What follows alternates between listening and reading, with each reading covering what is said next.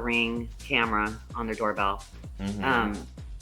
And it really bugs me because, like, I walk early in the morning, so it's still dark out. And some of them, like, their range of where their camera is going, because the light, I don't know if their camera's the same range as their light, but I'm on the other side of the street. I'm 3 houses down, and your light's coming on. Mm-hmm.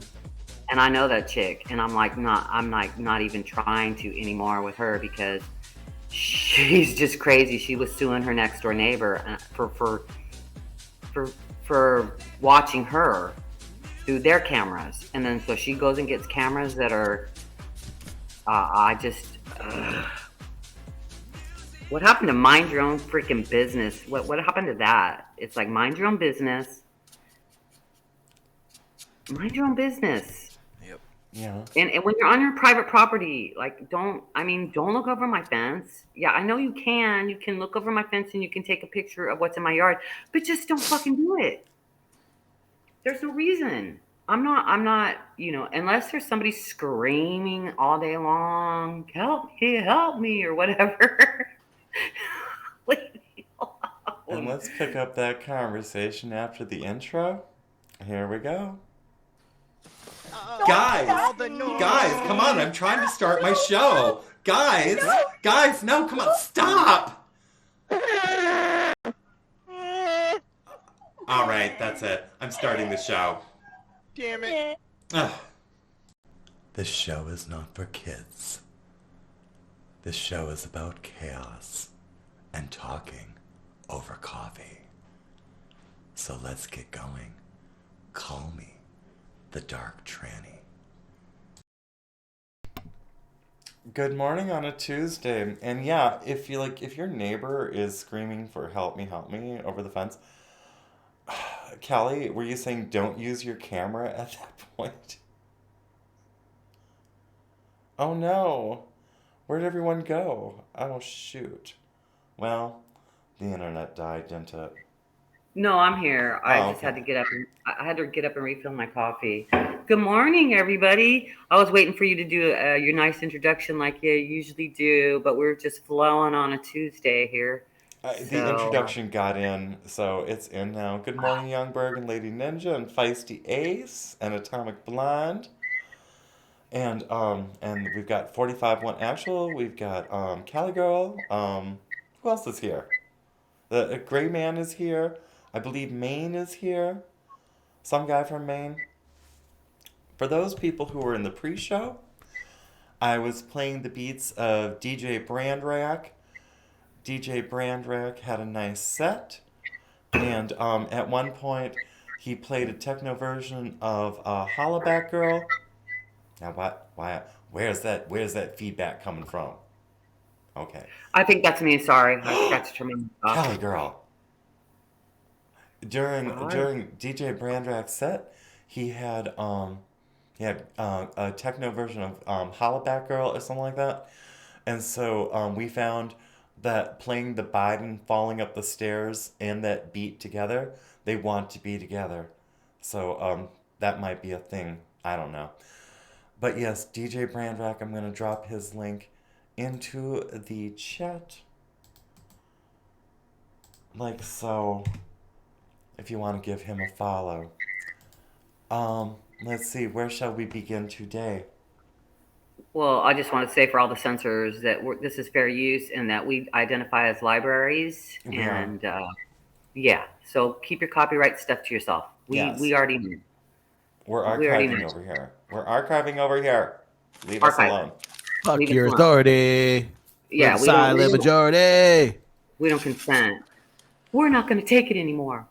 And I suppose I should do the fucking virtue signal moment with a story because today is a certain day. So let me get into the story about why when your child tells you on October 10th, if your child says, Mommy and Daddy, I think there's a monster in my closet, go check for the monster and make sure there's no monster in the closet because today is National Coming Out Day, and that's probably how people become gay, is because the monster in the closet gets them the night before, and then they come blasting out like with confetti and other bullshit the following day. So whoopee. This morning I grabbed my husband by the wrist. He was like making coffee, and I was like, bros, and he's like, what? And I was like, we have to run back into the closet. He's like, why? And I was like, we just have to go back into the closet. And he's like, why? I was like, do you know what today is? And he's like, no. And I was like, oh, you don't know what day it is?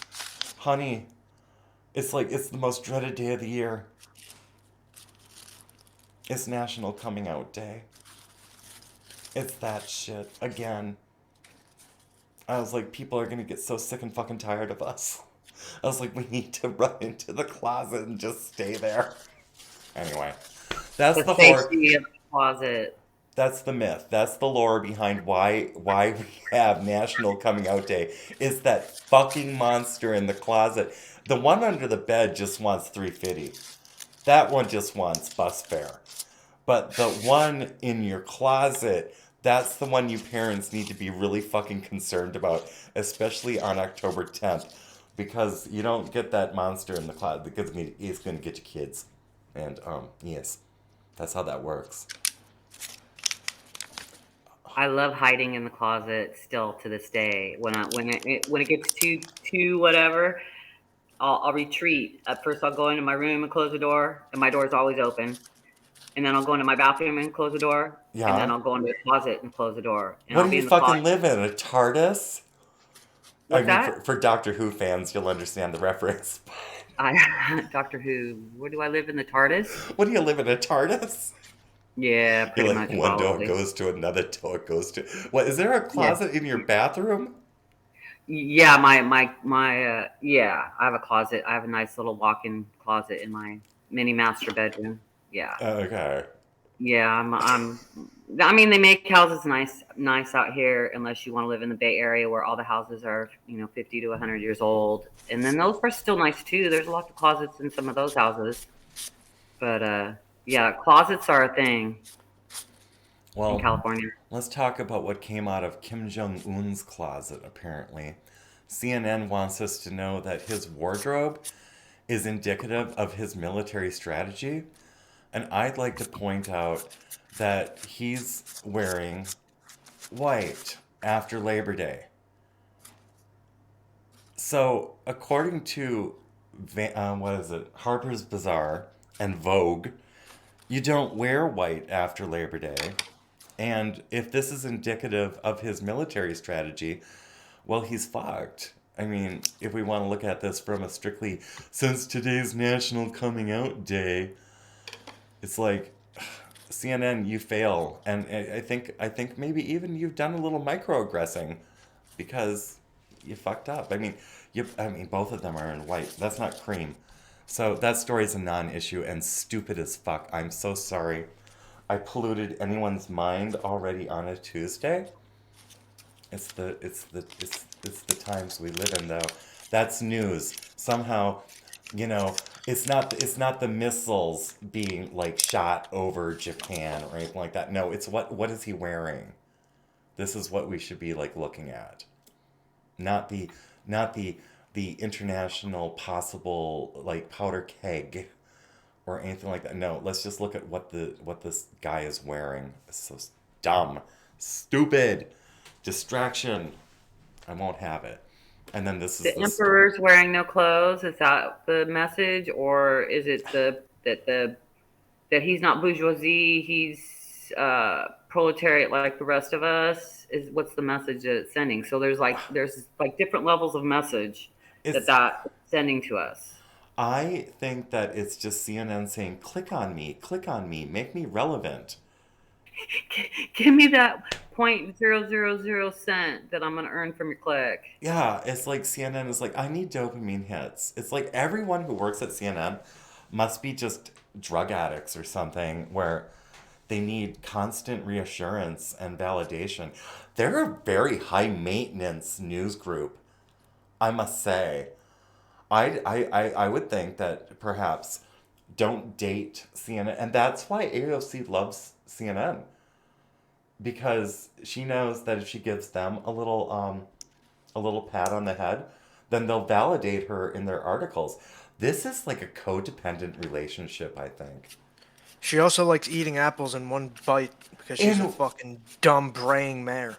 Have you seen? Well, Tell that it's her story. bone structure. She's built to eat an apple in one bite.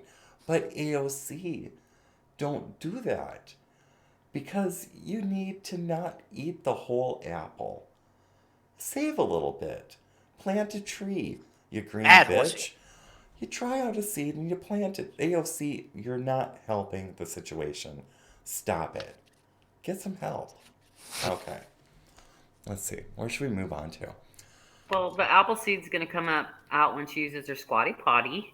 Well, do you think AOC, she worked in a bar and didn't even know what a garbage disposal was? I don't Right? I mean, who's squatting in that relationship? AOC or her boyfriend? I'll bet it's her boyfriend who does more squatting. I'm pretty sure her boyfriend is blind because I don't know if you guys remember when Alex Stein was fucking with her on like the Capitol steps or wherever the fuck it was. When she was with her boyfriend and shit. That nigga had the blind dude glasses on and he was using a fucking walking stick. Was he? Yes, Well, I pointed it out so many times, and like nobody said shit. It's like, yo, AOC. I'm pretty sure he's blind. Like, boyfriend walking stick, or he was one of those, look at me, hippies, where he's like, oh, look at me, I'm being such a. he had like one of those like blind people fucking like walking sticks. Of her boy. Okay, so we have her boyfriend's. Yes, homeboy feet. was straight up using it. Well, I don't have a link. All you need to do is find the Alex Stein video where he's Stein? fucking with her Okay, let's on see. the on the front steps and whatnot, because her boyfriend was there like walking with her, and homie had the blind dude like the 3 blind fucking mice glasses on, and then had the fucking stick. Shit, which one do I want? I don't want the one from Microsoft News. Well, if you can find the video, please drop the link and we can revisit that one. And find out, is AOC's boyfriend blind?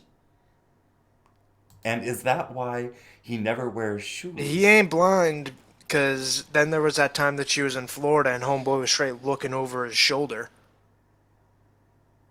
What was she doing in Florida at that time? Do you remember what she was doing at Florida? And Not what was doing her going job on? in New York. Pardon me? Not doing her job in New York. Was She literally it? she locked it down. She locked down New York for like another 14 days and then was like, yep, going to Florida.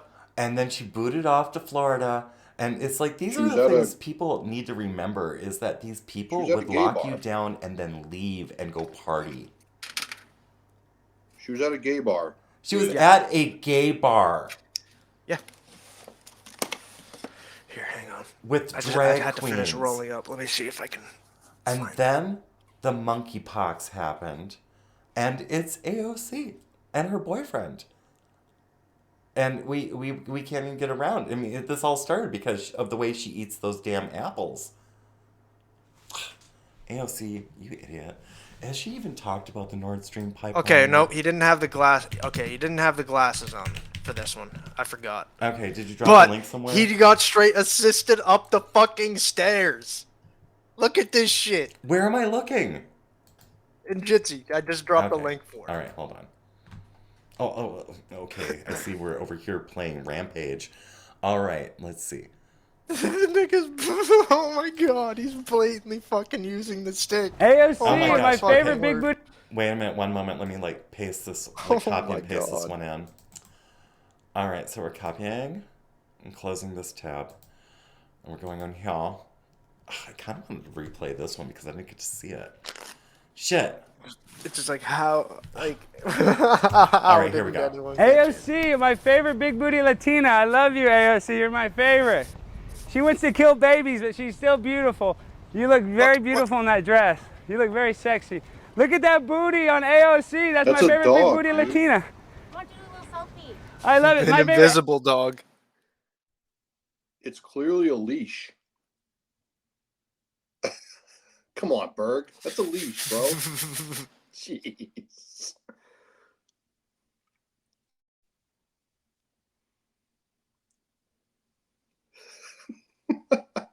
Yeah, you can see the dog right under the dude's arm, right at her feet.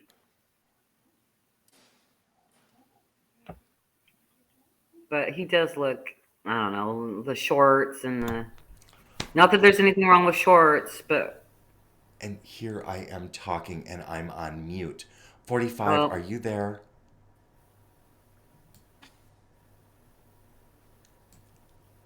Okay, well, 45's not there right now, but I will say this. 45 does this killer impression of the intelligence from the movie Team America World Police. And at this moment, if 45 was here regarding Youngberg's intelligence, he would say something like, bad intelligence. That's a bad intelligence. Berg, we're human. We mess up. I will say, Berg, she, from neck down in that outfit, neck down, definitely A plus. AOC, my Who? For Alexandra? She's got a great healthy body. Yeah, neck down. No. Well, they She's called built it. like a fridge. Well, is she though? I mean, okay, now this Yes. is what happens on a Tuesday now. What? This is really going to piss off some people on the left. Look at us. We're objectifying someone. Oh my gosh. Well, here we go. Look at that. She's using the squatty potty. She built like a fridge. Yeah, but what do you do with a fridge? You reach Huh? in, you grab things, and you eat it. But do you want to? No. No, I don't. That's how Sometimes you you get get AIDS. spoiled food, though. That's an improper outfit to wear to Congress anyway. I mean, look how that thing's like riding up. It's like, I mean, her knees are showing. And? well, I mean, proper attire for a woman in a business. That's just not business wear, That's but not I don't know where business she was wear. going. no. And that's why we have John Fetterman running around in a freaking. See, this is a very inclusive critique of people. It's not just women. John Fetterman is running around in a like he looks like he's been watching porn all morning with a bag of chips and a box of Kleenex, and it's like you just know he kind of like just has an odor that you don't want to get too close to. And he's running for what is he, Senate or Congress, or I think it's Senate. A dirty birdie, yes.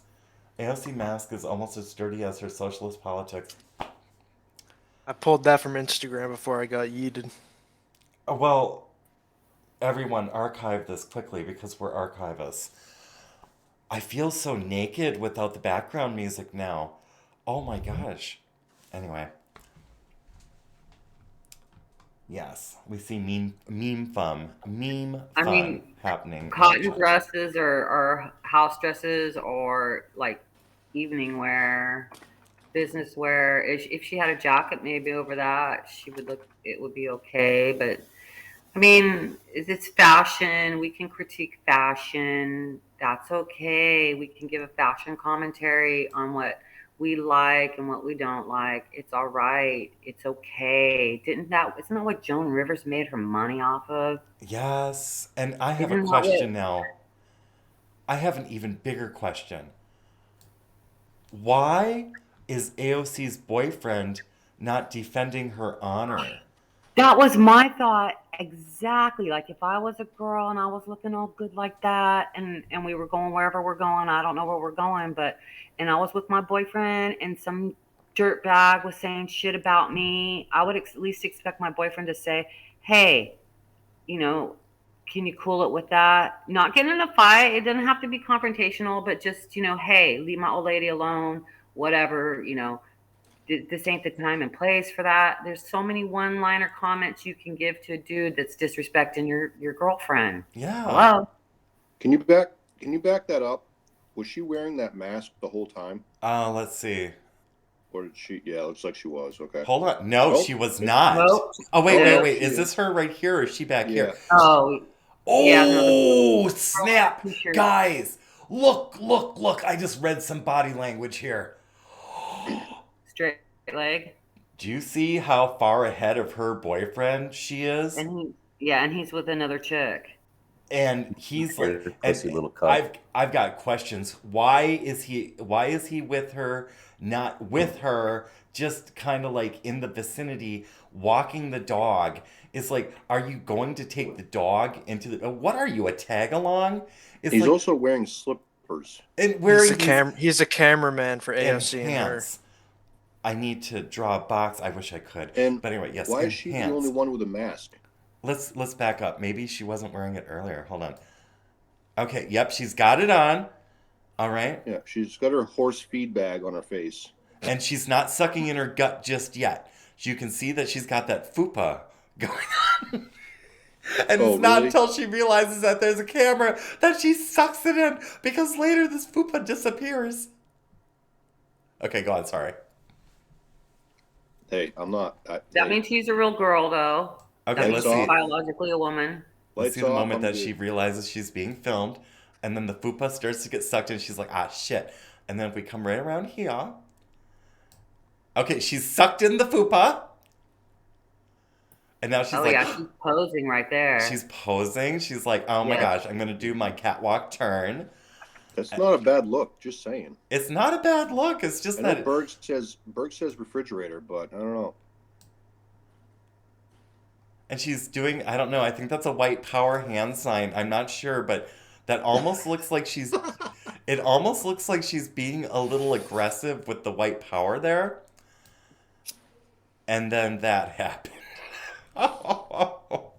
Oh my gosh. But yeah, The other lady's got a nice booty, too. everyone. That looks funny though. It looks like he's pointing and laughing at her ass. Well, if you took that many steps per day, Yo, you better wow. have a nice booty. Wow, that was almost terrible timing. So, okay, so yes, and then we have Mr. I Stand Like That, Mr. Okay, whatever.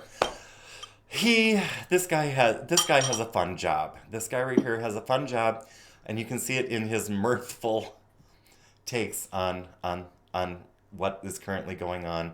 And God bless this man and keep him safe. Alex Stein, you legend, you. Okay. So what has AOC talked about yet? Nothing. Nothing. She's like okay, so we're talking about legalities and Indigenous Peoples Day 16 hours ago, and still nothing on the Nord Stream pipeline. And then I haven't gotten the burner phone yet, 45, so I haven't opened my Twitter yet. So land me on that, because I am ready. I suppose AOC is accomplishing some stuff. She actually has the biggest piles of trash in all of New York City in her district. Well, let's go look at the Bronx. Is it the Bronx? Believe so. Bronx, New York, current They got the biggest stacks of trash. current pictures. The bags are to make igloos for the homeless. Oh wait, what do they call it? It's called Your best bet would be looking it up on YouTube or some shit, actually, to be honest, so you can get like little shorts of it and shit like that. Okay, so let's look at Because that's where I've been seeing a lot of like this is New York now. Like, it's like, oh boy. Let's see. Some of these places I fucking actually like walked through when I was like on a field trip there, and wow, this is wild. All right, These are let's see. straight up piles of trash. 8 months ago. How do you sort this by date? Today. Let's do like today. I'm not sure actually. I think there is a way to do it on YouTube. I'm not sure how to though. Let's see. We've got like really bad Oh, driving. that'll do it. What's that? That'll do it. Yes, I did it. All right, so let's see. I'm like, good Lord. Current situation. Well, the current situation is that there are grant makers in the arts annual conferences. Okay, that's fabulous. High Society Radio. Don't know what that is. Really bad driving in New York. Okay. I'm done doubting Chris. Whatever. Beats Islam. And so we have wrestling and renting and where's the real talk? This seems like tabloid stuff. Oh, I wanted to do some real talk for a minute. So I was just my face is flashing back to all these things. So we have nonprofits in California for women. It's called like the Closet or something, where you can go the closet, getting out of the closet. But you donate women donate clothes that are business clothes, business Mm-hmm. type clothes. And so if you're a low income woman and you need a business attire, you can go to these closets and get a free suit for an interview suit. I think they give you like a couple different suits, like an interview, first interview, second interview. They give you different, outfits that are appropriate for interviewing. So that's a nonprofit, probably a Democratic run situation. So, I mean, like if she can just go up into the houses of our, finest institutions of government in a house dress, then what do we need these closets for? Then everybody should be able to wear house dresses to go wherever they want. Are we saying that we should lower the bar? No, I'm not saying that. I'm saying that we need to bring the bar up so we can keep these nonprofits running that are getting donated clothes that they're giving to women who need donated clothes to go for an interview. Because you Oh, should dress up. I yes. mean, you should dress up a little bit from your daily. That's what I was always taught, anyways. If you're going to give Oh, a speech on a day, if I'm going to give a speech today, I'm going to dress up a little bit. yeah, because if we keep on lowering the bar, it's like, and if people keep on like adorning themselves more and more slovenly and less appropriate, like let's say for the weather and stuff like that, then what's going to be left for the hand-me-down section? So like if I'm at Goodwill and I'm going through like, and deciding I want to like pick up some clothing and stuff like that, I don't want to be wearing John Fetterman's lounge around while I was at the Senate or hopefully anything like that. I mean, yeah, the bar, if it sinks I mean, people are going to start dying from the weather, not only because of the mismanagement of our infrastructure at, a pretty international level at this point. There's a lot of fuckery and mismanagement, and it seems rather intentional. Could dumbing down the clothing be part of that as well? Getting people to wear ridiculous things in inclement weather and reducing the amount of supply for what we've come to accept as normal, which is we have thrift stores where you don't have to spend a lot to get nice things that keep you warm or keep you within a certain mindset of productivity. It's like you look good, you feel good, um, that kind of thing. I mean, we don't want to become a nation of or a world of just mediocrity and that kind of laziness of the mind to no longer, it's like they don't want us to create any longer. It's like they don't want us to express ourselves any longer. They just kind of want us in a murky gray soup of acceptance. I don't want to live like that. I'm not saying I want to live like a snob. I like a little pizzazz here and there. Keep things interesting.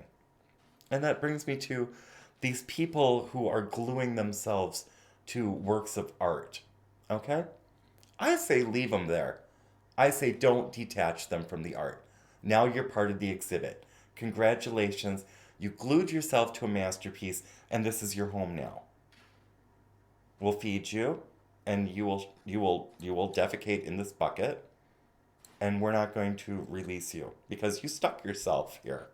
This is your choice. So now we're going to make money off of you. Is that a wild, far out, and completely unrealistic approach to, oh, I don't know what you would call it. Maybe some negative reinforcement some people might need to stop acting like dipshits? Thoughts? I mean, everybody's got it. I mean, well, yeah. If we're not dealing with mental illness, yeah. But that's the whole thing, is that the court's going to deem you mentally ill. You were talking about that the other day, like the court told you, well, you have to do this. This is the only way out. So, and in the courts, you can just say you're an imbecile. That's back in the day. That's what they'd say. They'd say, well, I'm an imbecile, so my straw man can't be held accountable because my straw man's an imbecile. Isn't that exactly Yeah, what that one guy who drove through all of those people in Wisconsin during that Christmas parade is trying to yeah, do right now? absolutely. Yeah. Does anyone have a comment on that particular story? No, but I just dropped a few videos just from the past month on YouTube, like regarding how shit it is in the Bronx and New York. Did you drop him in the Gypsy? Yeah. Okay, let's watch this video because it's something Lizzie dropped and it looked like it might be interesting. So let me play this one first.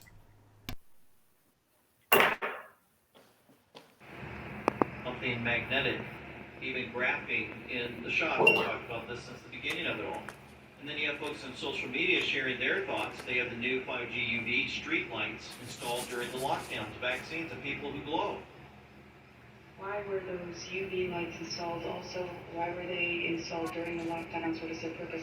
Well, I'm going to read from a book really quick, just a paragraph, and this might give you an idea of what their purpose is. MK Action was funded with CIA money through the Jashifter Foundation at Georgetown University. In the 1977 congressional hearing, Dr. Jashifter testified that during the Vietnamese War, the CIA didn't know if various Vietnamese nationals were double agents. Therefore, the CIA included a material in the anti-cholera vaccine given to pro-American Vietnamese, which made them glow when they were exposed to an ultraviolet light and helped identify those who rejoined the Viet Cong. This may be a clever wartime strategy, but it illustrates that as early as the 1960s, our government used vaccinations for other purposes other than the prevention of disease. I can't tell you outright, but I can read that really quick from this book. Fruit from a Poisonous Tree by Melvin Stamper. You should read it. Interesting. Well, that is interesting. Has anyone ever else heard about people glowing? Like the Vietnamese? I had never heard the story of glowing Vietnamese. Short About the glows. lights. Pardon me? What was that? Well, I had never heard of Vietnamese glowing, but I am familiar with certain So what's with this? What's that? Sorry, I was just looking at this girl. What's with her? She's like half and half. Is she a cyborg or is that a real, like, she looks like a AI to me or something. Something's weird. I don't know She's if it was probably just using the a speed it was playing filter. or what. Okay, is that what it is? Because it was looking really weird to me, and I was just like, "Oh, what the heck is that?" Oh, I know. Is She's got that's like, not even does she have ice blue eyes? Who knows these days? When you're not looking at someone okay? like in real life, it's Yeah, almost always some sort of modified image you're actually looking at because who isn't using a filter these days to some degree?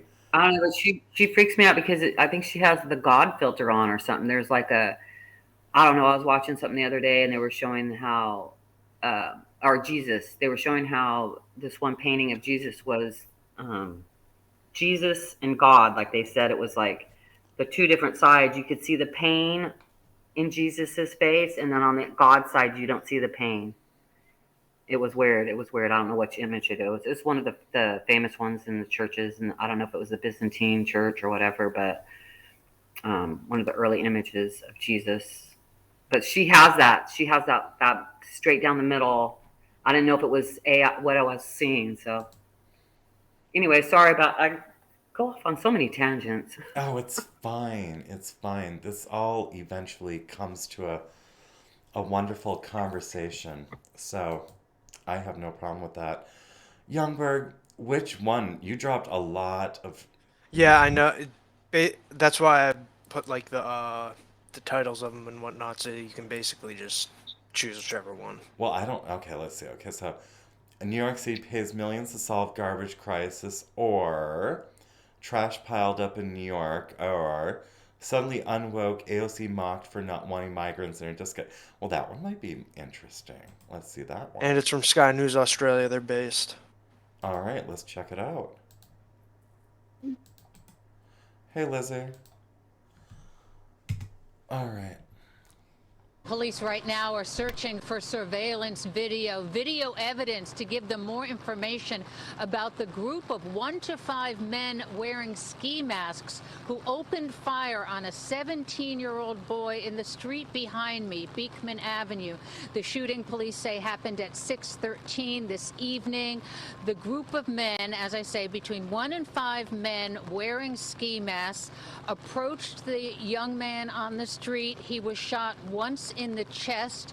The men ran away to Oak Terrace, and when the ambulance arrived, a brother and a sister of the victim could be seen running into the ambulance and crying, grief-stricken. Very emotional scene here on Beekman Avenue. That 17-year-old boy was pronounced dead within the hour of arriving at the hospital. And a neighbor we spoke to just a few minutes ago described what she heard.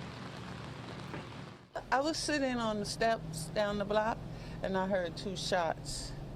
So I heard somebody yelling and screaming, but I didn't leave the corner because I didn't want to get involved. It's like so much craziness going on around here. Police at this point are not saying whether or not the shooting was gang-related, though they say it clearly the 17-year-old was targeted. They're also not saying how many shots were fired, and they have not released that 17-year-old boy's name. We are live in the Mott Haven section of the Bronx. McGee Hickey, Pix 11 News. Back to you, Katie. So they Right now, released police right now are searching for surveillance. So they didn't have much information on that story, but they thought they'd run it anyway. They purposely don't have fucking information. They have plenty of fucking information. I'm sure they do, and that video was not the expected one. Youngberg, I want to slap you lightly with a wooden spoon, a large wooden spoon. Feisty. Smack your man a little bit because look at this. Do you see the syntax, how he wrote this? Of course, it's like it starts one way and then it flips. Shit. It's like walking through the looking glass. Okay. Some of the links, I don't know why there was like space and shit after him. But I love that lady's name though, McGee Hickey. McGee Hickey. Do you think that's a real name? It's like what? I don't think so, but it could be. She's a redhead. Who knows? Her mom might have a good sense of humor. Who the hell has a first name McGee? I don't know. Well, Alice McGee, if you've ever seen, or no, it was American McGee. I guess maybe that was American's last name, but that person had a first name of American. It made the America's a weird name to me too, but there's a lot of chicks that got it, especially after that one actress came out, America, on the traveling pants. And then we go to Fox. Hi, Lizzie. Hey, Lizzie. I just want to say something about that little video. Yes. The whole thing, like what she said in the beginning, some of these towns are having ultraviolet streetlights. Oh, yes, the ultraviolet streetlights, yes. That's what she said in the very beginning. And also, they're selling, there's videos saying that if you get the, a flashlight that has a black light in it, how you can aim it. People who have had the shots are aiming it at their arm and you can see their veins are glowing. Oh, I didn't do that one with my husband, but the one I did was the magnet one where I grabbed a neodymium magnet.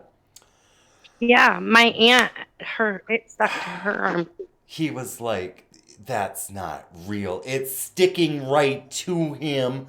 I pull the magnet away and his skin, does that thing where it goes with the magnetic pull.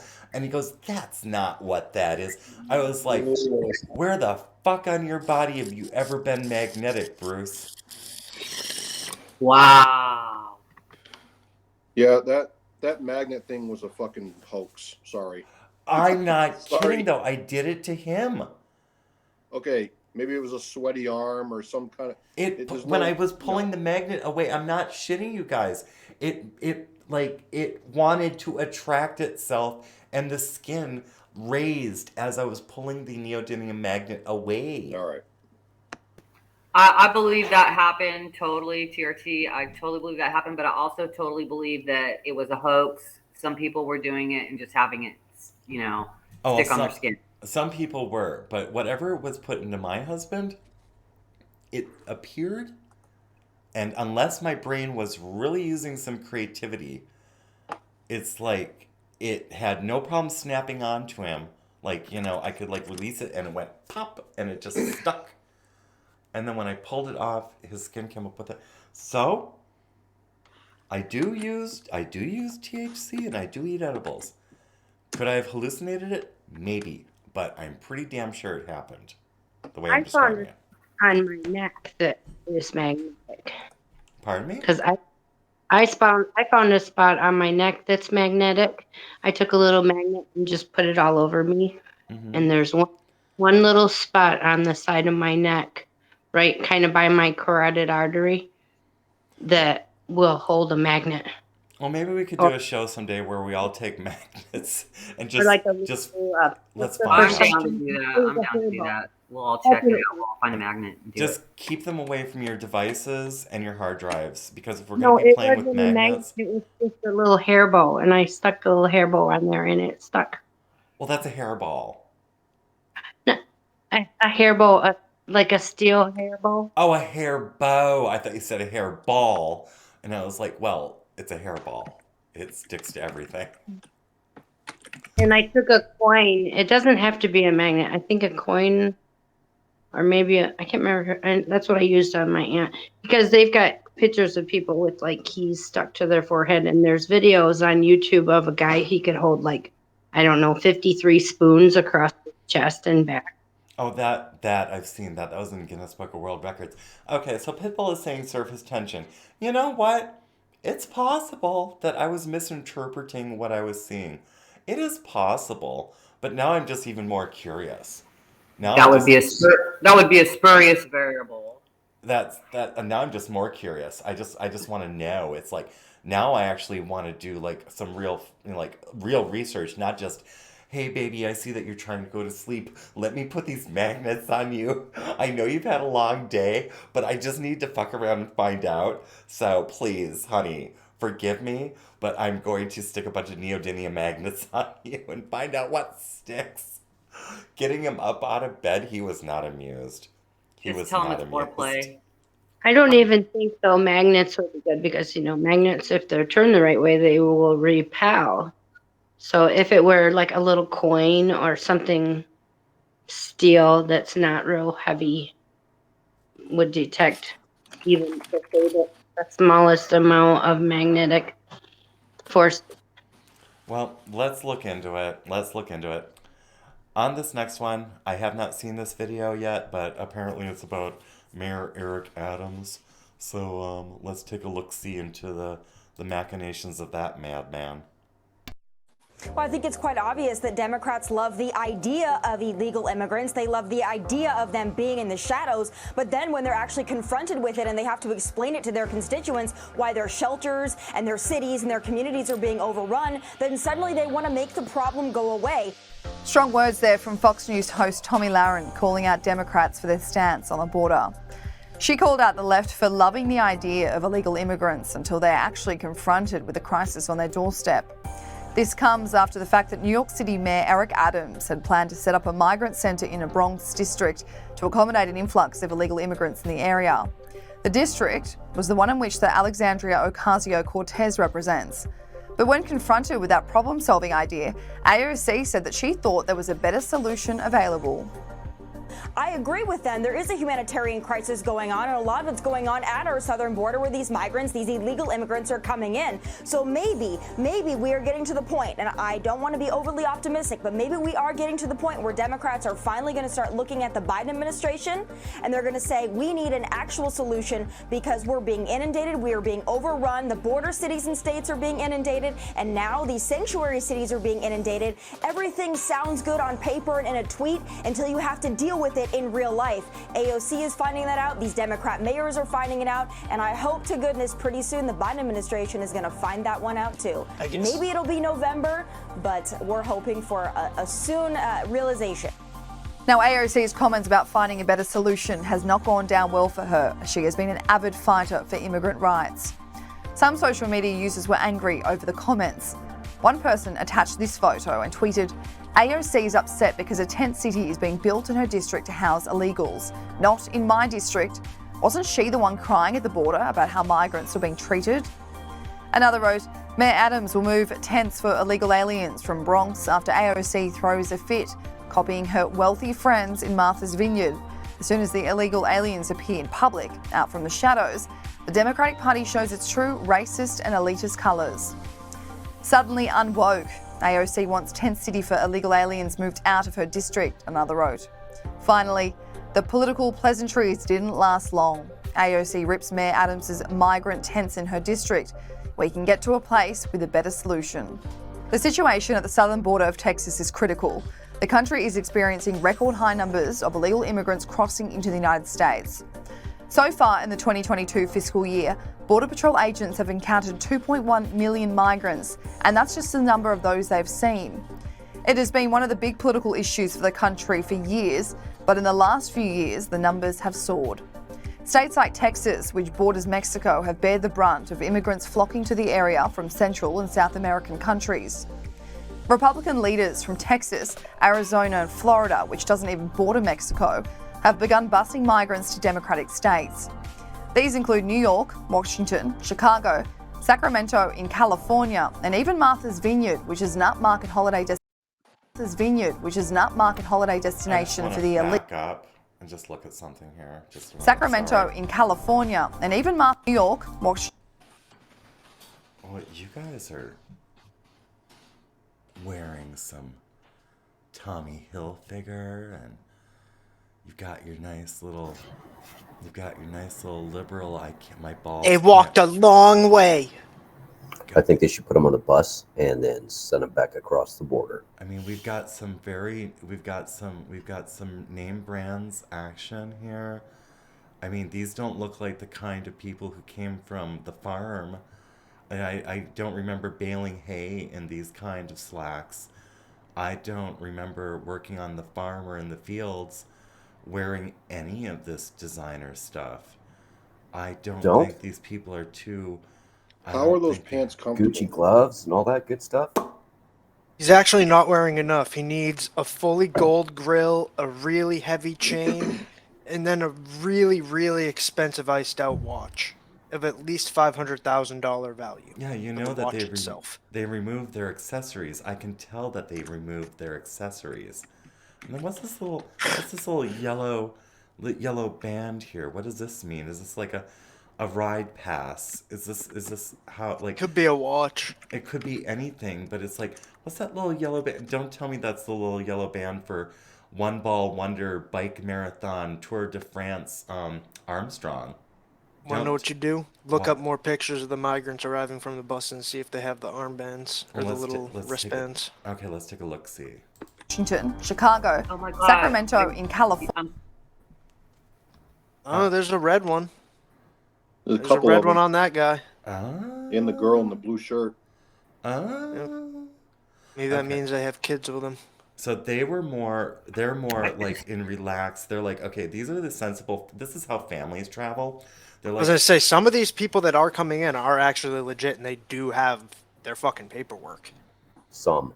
But yeah, some of these people they look like they're escaping from... Oh yeah, no, it is like straight war-torn over there. Their fucking cartels are straight up fighting it out with the fucking military over there and with themselves. Where I was going with this is like, let's say I'm a rich but corrupt rich individual and I want to get out of the country because I'm facing some sort of legality, like a RICO case, for instance, or some sort, cartel, money laundering or something like that. Where would I go to blend Catholic Church. in? Pardon me? Catholic Church, because it can give you a new identity, and then you go through the Red Cross, because once you have the paperwork from the Catholic Church, getting it from the Red Cross ain't shit. Then you have two legit means of paperwork to fucking basically... There you go. Make a bunch of people turn their heads. There you go. It's one way to do that it. process. Hey, what's really weird too is over here in town, I seen a bus one day. I went and took pictures all around the bus, and the bus was from Illinois, but it was in California. and it had Illinois plates, and it was behind a gas station where the homeless hang out, and it was picking up about 20 or Hey so everybody, how's it people. going? Sorry, go on. And I was floored. I was like, it was a Saturday morning. I was just floored. I was just like, who's authorizing this pickup on this behind this gas station of these people? How is this happening right in front of my face? And it was literally happening right in front of my face. So that was my main point. Is crazy. But the other thing is about these people, like when the people that are traveling in free buses to get to places like Martha's Vineyard, they're getting free rides to wherever they're going. When I look at their clothes, I look at the shoes and I look at stains. Yes. And the amount of filth underneath their fingernails. Because if you are traveling, you're going to remain. All you have to do is look at their feet. That's all you have to do. Well, yeah, but I mean, if we want to like bring the awareness up to, but yeah, the shoes are the big tell. Start of the shoes. Well, not even that, just the feet. Because even if you have nice shoes and shit, if you're walking that long, your feet are going to be fucked up. Absolutely fucked. Yeah, but we know nobody's walking. Exactly. But and we know that they're not homeless. They're not refugees. Their clothes would not be as clean as they are. Their hands would not be clean. They would not have these smiles on their faces. Like the lady in the back here is smiling. I don't know. The cat's away, the mice will. Who wants to come to America and be greeted by these two? I don't want to meet them.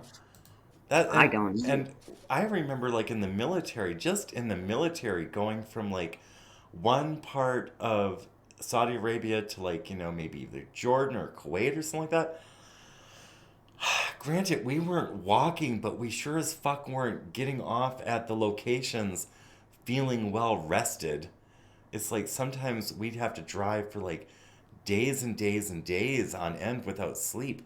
I would imagine if I just got like rooted out of my home from my home country, and then we're going to destination unknown and uncertain, I can't imagine I would be getting much rest. I imagine You'd look like hammered shit. Pardon me? You'd look like hammered shit. You'd even look if you were like in hammered fucking shape shit. for it. Not like here. What do we have? Like like these two. Hey. It's just like, yeah, that nigga has a gut, like a fucking beer gut. The one with the black shirt. It's like, yeah, you're gonna tell me like he walked and just like looking nice, fresh cut and everything? No, because yeah. you can see from his calves too. He's never done. This man has had a very soft life, and you can tell by the legs. It's like this man has never done a hard day's work. I mean, maybe something like maybe he lifted like a can of Prego or something like that. But this queen right here has never had it rough. He's got a fresh fucking haircut. Yes. And hair product. It's like, and then this one right here with his Caesar cut. It's like, bitch, and well, it's a little crooked, but bitch, please. These people. Maybe that's what the yellow bands It's mean. funny, why is everywhere that they go there's a woman with her head covered. They're in the United States, right? Why is everywhere they go there's a woman with her head covered who's dark skin? I don't understand these. These are purely photo. These are set up. Nobody got off a bus. These are actors. I agree. I don't know if these pictures are too set up. And then the other picture with the kids, that might have been more real, but because you look at the children and the children are waiting to get something. Well, I will see the children. Yes. They want food. Those kids want food. They're Right. looking for food. They've been conditioned to know when we get off the bus, we're going to see some weird people and we're going to get some food. Oh, and they're not. Is she handing them a mask? She's handing them a mask. Do you see? Put on the mask. Oh my word! And okay, now someone now I'm not going to point out who, but somebody thought it was Ilhan Omar, and I know that they were joking, but no, that's not Ilhan Omar. But I will say this about Ilhan Omar. Ilhan Omar did say, "This will not be a country of white people." And when we see people who I presume are Muslim, going and saying, "Come in, come in, come in," it's like, okay, well, are we in a situation where we're not fixing? Earlier, Callie said this, if I am correct. We need to address the problems in their homes where they live, not uproot them. It's White like people the are less than solution. 15% of the world population. I find it hard to believe that we're the problem. Say it again. White people are less than 15% of the world population, so I find it hard to believe that we're the problem. It's the problems within these other people's nations, and it all started with the decay of People their are the fucking problem, and dumb fucking lefties. and people who victimize people. And in this case, all these people needed was to be proud of the countries they lived in and fight for their home.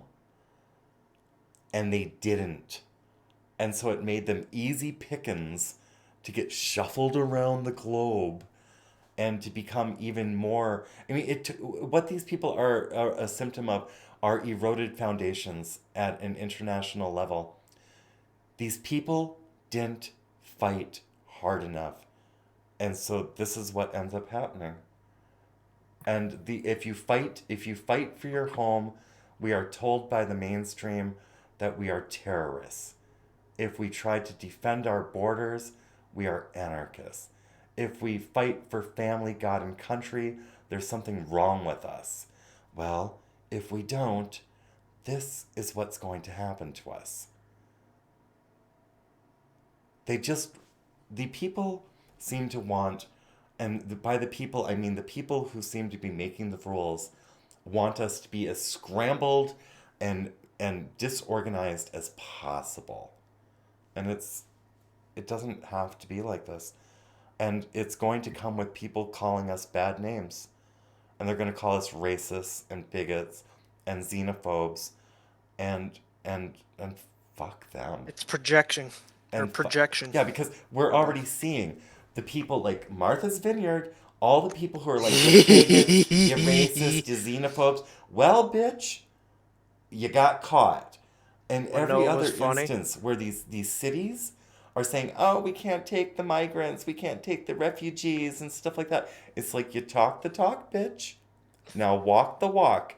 Oh, we're terrorists because we're enforcing the rules that you made the rules, so we're helping you enforce the rules, but we're the terrorists for calling out the shit, for calling out the common sense, the fallacy.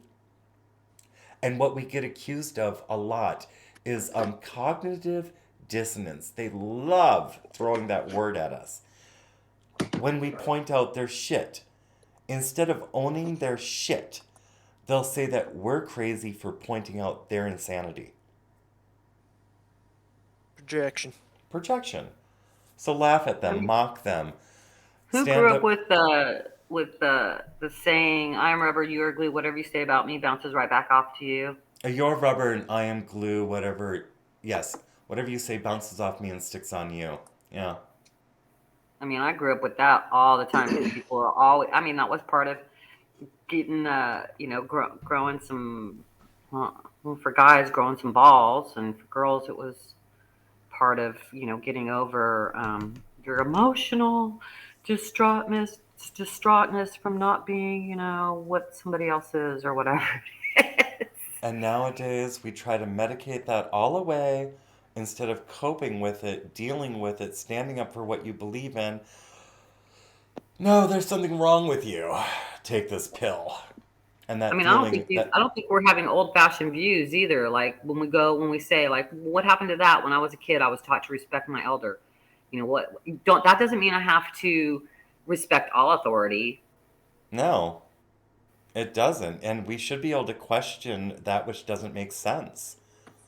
And that's how we progress as a society, is by having that ability to exercise our rights to question that which doesn't make sense. And that's how things get revised. But apparently we became way too tolerant and we started letting way too much slide. And now we're here. Tolerance turned it into we had to accept it. So tolerating something is one thing, and accepting something is totally freaking different. Yeah. It's like. But I'm looking. Hold on a second. I'm looking at this lady at the greetings. I don't know if you guys have the same thing, but in the Jitsi we have the lady, the white lady that's standing there. Let me go over the Jitsi. Yeah, the Wait, one with it's not in the Jitsi. Oh, that are greeting. I don't know. Well, somehow my screen gets wait a minute. stuck. I feel like sometimes. Here, let me see if I can get this one. But it was the greeting with the family and the lady in the yellow dress. And also, I want to point out about the yellow dress. The yellow dress is human trafficking. I don't care what anybody says. You can whatever.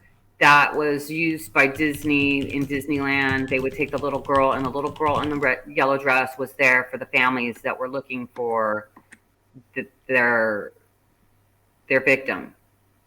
Okay, so the little girl in the yellow dress, it's Disney thing. I don't know. It's a theory, or it's known out that back in the day that's what they do. They dress the little girls up, and then they'd send them out to the front of Disney. I don't know if anybody who's been to Disneyland before, but there's like a big area right when you walk in. You walk under the train tracks, and there's like a big general town square. That's what it is, a town square. And they used to parade the girl in the yellow dress. And only the girls in the yellow dresses were for grabs. They were the ones that were ready to go and be sex trafficked. Okay, so when I see yellow dress, it just, in my head, there's some virtual signaling going there. So I don't know if these kids are going to be trafficked, if they're being sized up, if these are even their parents. I don't know if those are their parents. How do I freaking know that? I don't have a DNA test. But this lady in the back, the white lady with the glasses with her hair up, she really, the vibe I get from her is so nasty and gross. Like, she has that big old smile on it, and I almost see her like rubbing her hands. I don't know what she's got in her second hand, but if she's got her hand out is because she knows she's getting money, and she might not be getting money right at that bus, but there's money coming into her nonprofit. She could be the CEO. She could be who knows what she is and how much her salary is. I couldn't believe some of the salaries people are pulling in. But each little kid that right there, if we just want to take them away from their family, we don't want to traffic them into sex trafficking, we can traffic them into being wards of the court, which means we will have them in our court system. We will own them in our court system for 18 years, 19 years. It could be longer. It could be 20, depending on their ability or disability. Mm-hmm. It's a lot of money per month. Okay. So if they're a disabled child and we get them, she gets them, and she gets them in her agency. Her agency could make anywhere from $1,000 to more, to $3,000 a month, per month, every month, for that child's life till they're 18, 19, and sometimes beyond, depending on their disability. It's a lot of fucking money. Look at her face. Look at her face. Look at her joy and glee. She don't care about those people. She has her calculator is going off in her head. That's why she's so look at how happy she is. Look at her face. See, some people are actually that crazy that they're just all about helping fucking like this type of situation. They love this type of situation just because they're crazy. I don't know that it always has to do with money and all that. That's a money face right there. I just realized something. I thought that she had a water bottle in her hand. That's not a water bottle. That's a bottle of hand sanitizer. Okay. She is all sorts of fucked up. That the woman in the black. I don't think it's sanitizer. Look at the guy to the right. He's holding the same bottle. That's a water bottle. Well, his has a label on it, and the other one's clear. And the one that she's holding has it appears to be a flip top, and she also has a mask hanging off her. Yeah, hers is a water. I just blew it up. It's hand sanitizer. You're absolutely right. I blew it up. It's like when we look, it's weird that they would stage these kind of photographs with all this. It's subliminal. The woman in the yellow dress is handing out masks. It's like, okay, why? And then she's got the hand sanitizer for him. They just sat on a bus without masks. What the fuck is the mask for? Oh, it's because people like us are saying, why aren't the migrants getting vaccinated? Why aren't the migrants made to wear masks? This is theater. Yeah, that's a setup photo. This is fucking theater. And you're absolutely right. She's not concerned about these people. She's concerned about the image. And she looks at them like they're filthy. Without her saying it, she's like, "You're filthy. You're gonna put on this gel." And she's dressed appropriately. She's dressed down. Yes. Do you see that? Do you see her appropriate dress? With her lanyard. And her kind of shabby jeans. Yeah. It's amazing how much you guys get out of this photo. Well, I look at it, I see nothing. Because it's the psychology of what the media is doing to us, and there's people that actually do media observation. I don't know if Keejan's still doing it, but she did a lot of media observation, because we as human beings take things at face value. As Americans, we take it at face value because that's how we've been taught. You know, we've had a certain amount of education, even if it was only to 8th grade, and we learned certain things. Even if it was less than 8th grade, we still learn certain things. I'd like to hope most of us got at least an 8th grade education, though. But it's observation. That's what I'm trained at. I'm a trained observer. I'm also a trained participating observer. So that means I will participate in something to observe something. That's just my brain. I can't help it.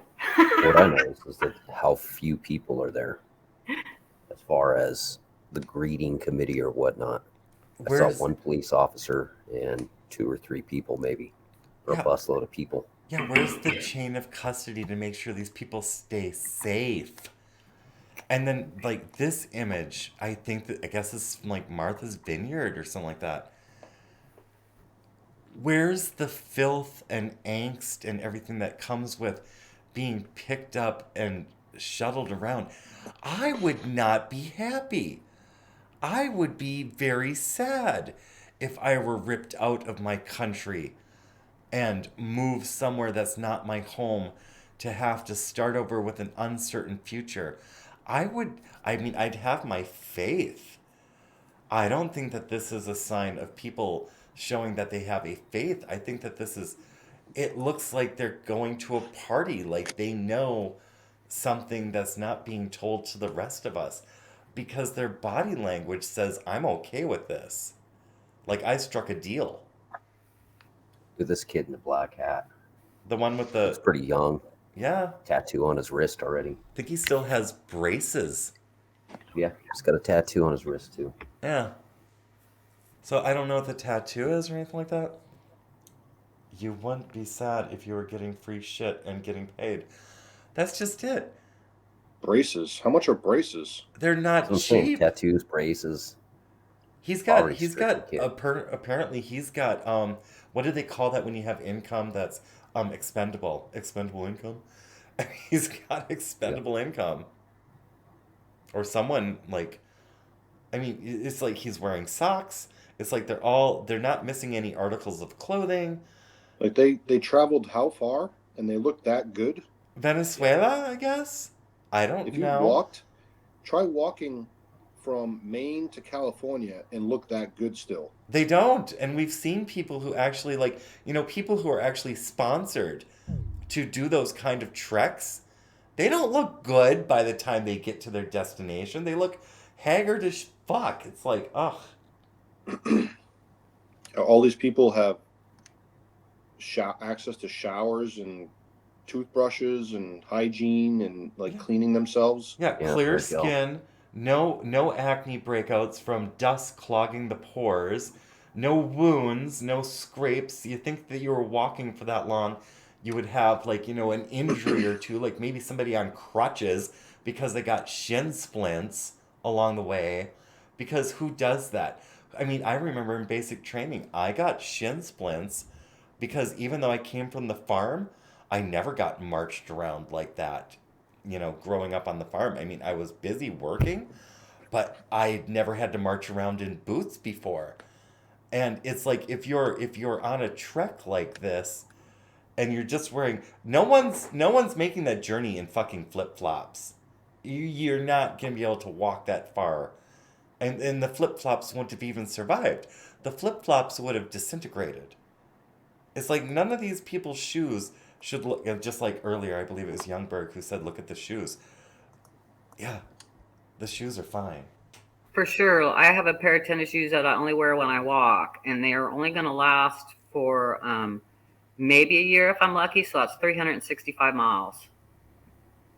And they're falling off my feet, literally. And the hair. It's like you can see the product. It's like, okay, so they have hair. And it's something that is often misunderstood about people who are refugees. Just because a person's been uprooted doesn't mean their bank account went away. It's like a lot of these people who are coming here have bank accounts, believe it or not. And their homes may have been like destroyed or like whatever the fuck happened in their governances. The money has already been moved. The money's safe. They don't live in tents and shacks? They don't have to. They don't hide their money under their bed? Especially the people from Southwest Asia. Those people are fucking rich. I mean, and when I was over there, I never saw a homeless person in Riyadh. I never saw a homeless person in Al Jabal. I never saw a homeless person in Al Khobar. I never saw a homeless person anywhere in that area because they're not poor. It's like you might have somebody who's been ostracized from society for not following their laws. However, they don't tend to fall into a state of poverty because they were irresponsible. Because there's one thing that I will give to the Sharia actions. They are very strict. And they don't have that kind of crime problem in Southwest Asia, because if you commit a crime, you might be taken to a court, but chances are the society is going to deal with your ass on the spot, and you might lose a limb. I mean, it's kind of a what do you call it? A motivator to not fuck around and find out in Southwest Asia. Just saying. Yeah, for sure. You don't want to lose your hand. Yeah. So because of that, it's like the people don't tend to be poor because you live under this kind of like male-dominated society. At the same time, it's not perfect. But if I've ever, between the Catholic Latinos and the Saudi Arabian families, I have not seen another culture recently which promotes the value of family. Oh, Japanese, but they're starting to lose it too. And the Chinese never had it because they killed their children. If your child didn't come out a certain sex, drowned or beaten, bludgeoned. Chinese government, fuck them. I mean, people seem to forget what the Chinese government has been doing for a long time. That Communist Party, we should have never bought their products. We should have never supported that government, ever. When Walmart came in and killed our mom and pop shops, we did the world no favors by buying Chinese products.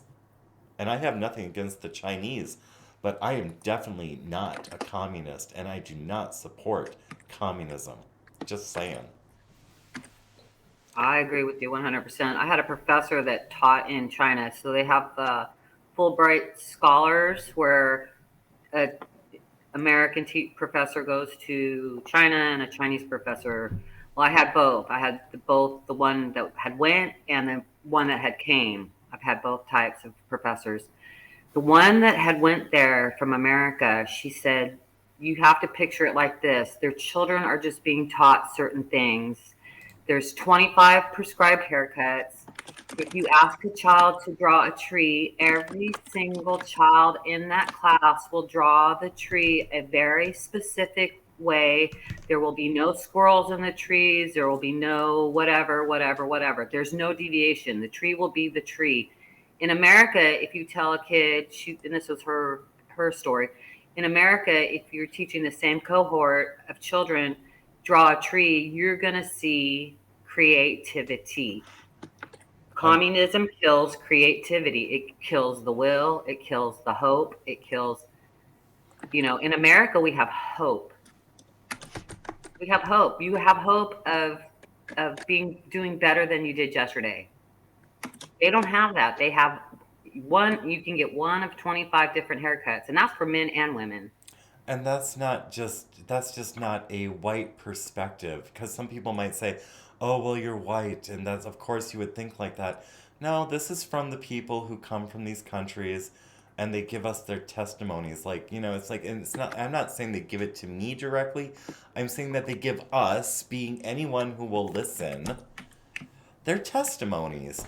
And there are a lot of testimonies, and a lot of people who, now that they come to this country, are telling us that if we don't stand up against this indoctrination of losing your culture, this indoctrination of believing that your families are not necessary, or this indoctrination that your neighbor is your enemy by virtue of color, that if we don't stand up against this stuff, they're warning us that our country will be lost, just like their country got lost. And I don't want that.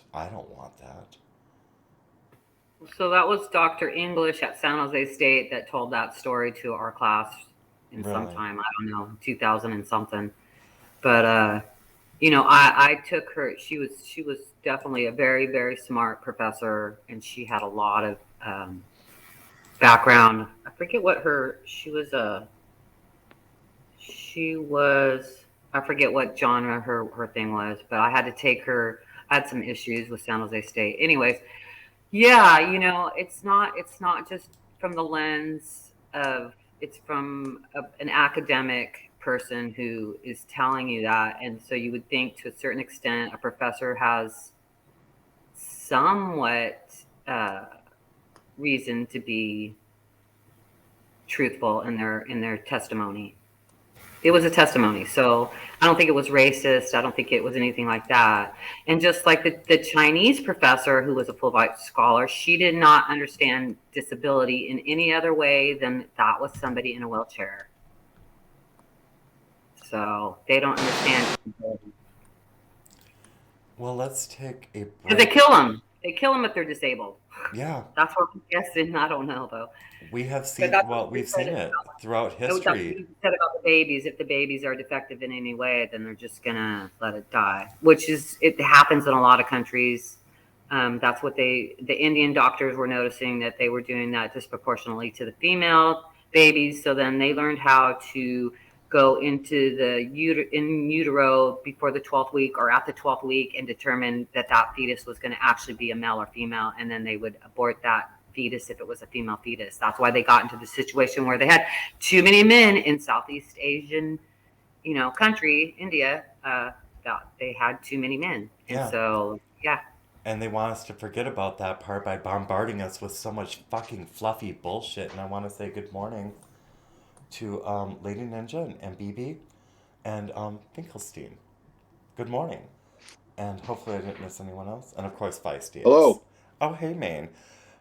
Now. Can you do me a favor? Yes. I posted a picture in the Jitsi chat. I wanted you to take a look at real quick. Okay. So I took this photo from this weekend. I went to a friend's house to watch football, and usually, we bring stuff, put some food out, have some munchies there for the game, and somebody had brought a bag of pretzels, and they put the pretzels out in a bowl, and I was blown away. Those are mini pretzels. Those are micro pretzels you got there? They're not mini, because I've had minis. These are the size of a dime. These are really... These are really... Thank you, Finkelstein. Sorry, my glasses are not on right now. Thank you. Yeah, these are micro pretzels. I'm thinking, is this where we're at now? You know, everything just keeps getting smaller and smaller and smaller. Yeah. Well, what's it going to do to the people who want more and more and more? I'm up here about before and we're scanning. Make your own pretzels if you need big pretzels. I want to point something out. These things were literally the size of a dime. They are minuscule. I want to point something out. Size of a fingernail. Finkelstein dropped a support, of which I appreciate. I have been watching, I believe, the malak fillets here, which he has provided a link in this support. I have been watching his videos and I have been enjoying his videos. If you have not at this time gone on over to malak fillets, his videos are very interesting and I like them. And they seem to include the visual aspect along with some audio Easter eggs at certain points. I don't even know if he knows that he's putting them in there. But I find his body of work to be quite engaging and a bit provocative. So if you haven't, go check him out on BitChute. I don't know if he has a presence on what is it called, Odysee, but Finkelstein, if you have a presence on Odysee, would you maybe drop that link? But yes, I would like to know. Let's see, this one is, you know what? I have one thing queued up. Let me play this one first. This is a 14-minute and 53-second long video. Let's take a break and let this play, and then we'll come back and look at some content from malak fillets. Open your eyes. If you are wondering why everything going on in the world feels so terribly off, then you have come to the right place. A veil has been put over the eyes of humanity. Evil people in high places have been hiding the truth in plain sight and building a false reality on lies and deception for far too long. And now, their time is coming to an end. It's time to fight back, to wake up, and to begin an uprising. Now is a time for judgment. This is a time for judgment. Welcome to today's show. Everything you see going on in the world, you've probably seen somewhere before, possibly a movie or a TV show, because that's how mind control works. They show you this stuff in advance, then they desensitize you to it. And then when it actually becomes reality, you're accepting of it and you think that it's normal or okay because you've been desensitized to it. And a lot of that is what we're seeing in today's world, not just with the events that are occurring, not with just the predictive programming like alien deceptions and artificial intelligence, things that we've seen in the movies before, but with our own politicians. That's right, our own politicians, which is the biggest stage thing going on in the world right now, is watching politics. It's never been like this before, but many youngsters out there don't realize that politics used to be something you could only turn on C-SPAN to hear about or actually see these people talk, and it would put you to sleep in about 5 minutes. Now, politicians are on TV shows, they're on late night shows, they're looked at as celebrities, they're constantly talking, they're all over the place, and it's not just because of social media, it's because they want to destroy America. And by destroying America, what they need to do is they need to have buffoons in power, and they need to make you believe that it's actually possible to do it. So I've showed you this before, but now there's more videos coming out showing you this TV show Veep, V-E-P, from HBO that depicts the vice president as well. And we have the two biggest circus acts in the history of this country currently pretending to be president and vice president for the shadow government, of course, who are really controlling things.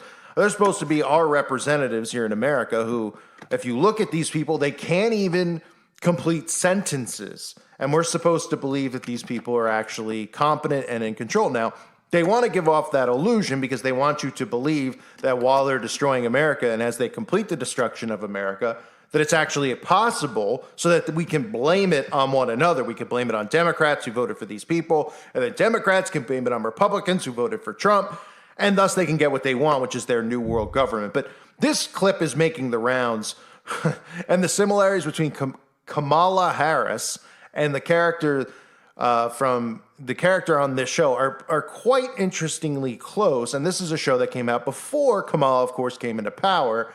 Take a look. My fellow Americans, words have many meanings, and sometimes instead of conveying our meaning, they can suggest other meanings. When we talk about the children of the community, they are children of the community. Well, we are the United States of America because we are united. And we are states. Talking about the significance of the passage of time, right? The significance of the passage of time. So when you think about it, there is great significance to the passage of time. Whatever we have in store cannot be known. The past was once the future. The future is, I should say, unknown. We got to take this stuff seriously as you are, because you have been forced to have to take it seriously. Obesity is a serious disease, and it needs to be taken seriously. You need to get to go and need to be able to get where you need to go to do the work and get home. I hope that clarifies the issue, and this can be the last word on those words. Certain issues are just settled. Clearly we're not. No, that's right, and that's why I do believe that we are living, sadly, in real unsettled times. So that might be something that you say, wow, that does look awfully similar. She pretty much, almost to a T, has down the traits of Kamala Harris, right? Well, they did the same thing with Joe Biden. Joe Biden's shaking hands with the air. Joe Biden's falling upstairs. He's falling off his bike. He can't complete a sentence. Everything he says makes no sense. And we've seen the same predictive programming with him, with movies throughout the 80s and 90s, and now it's actually happening.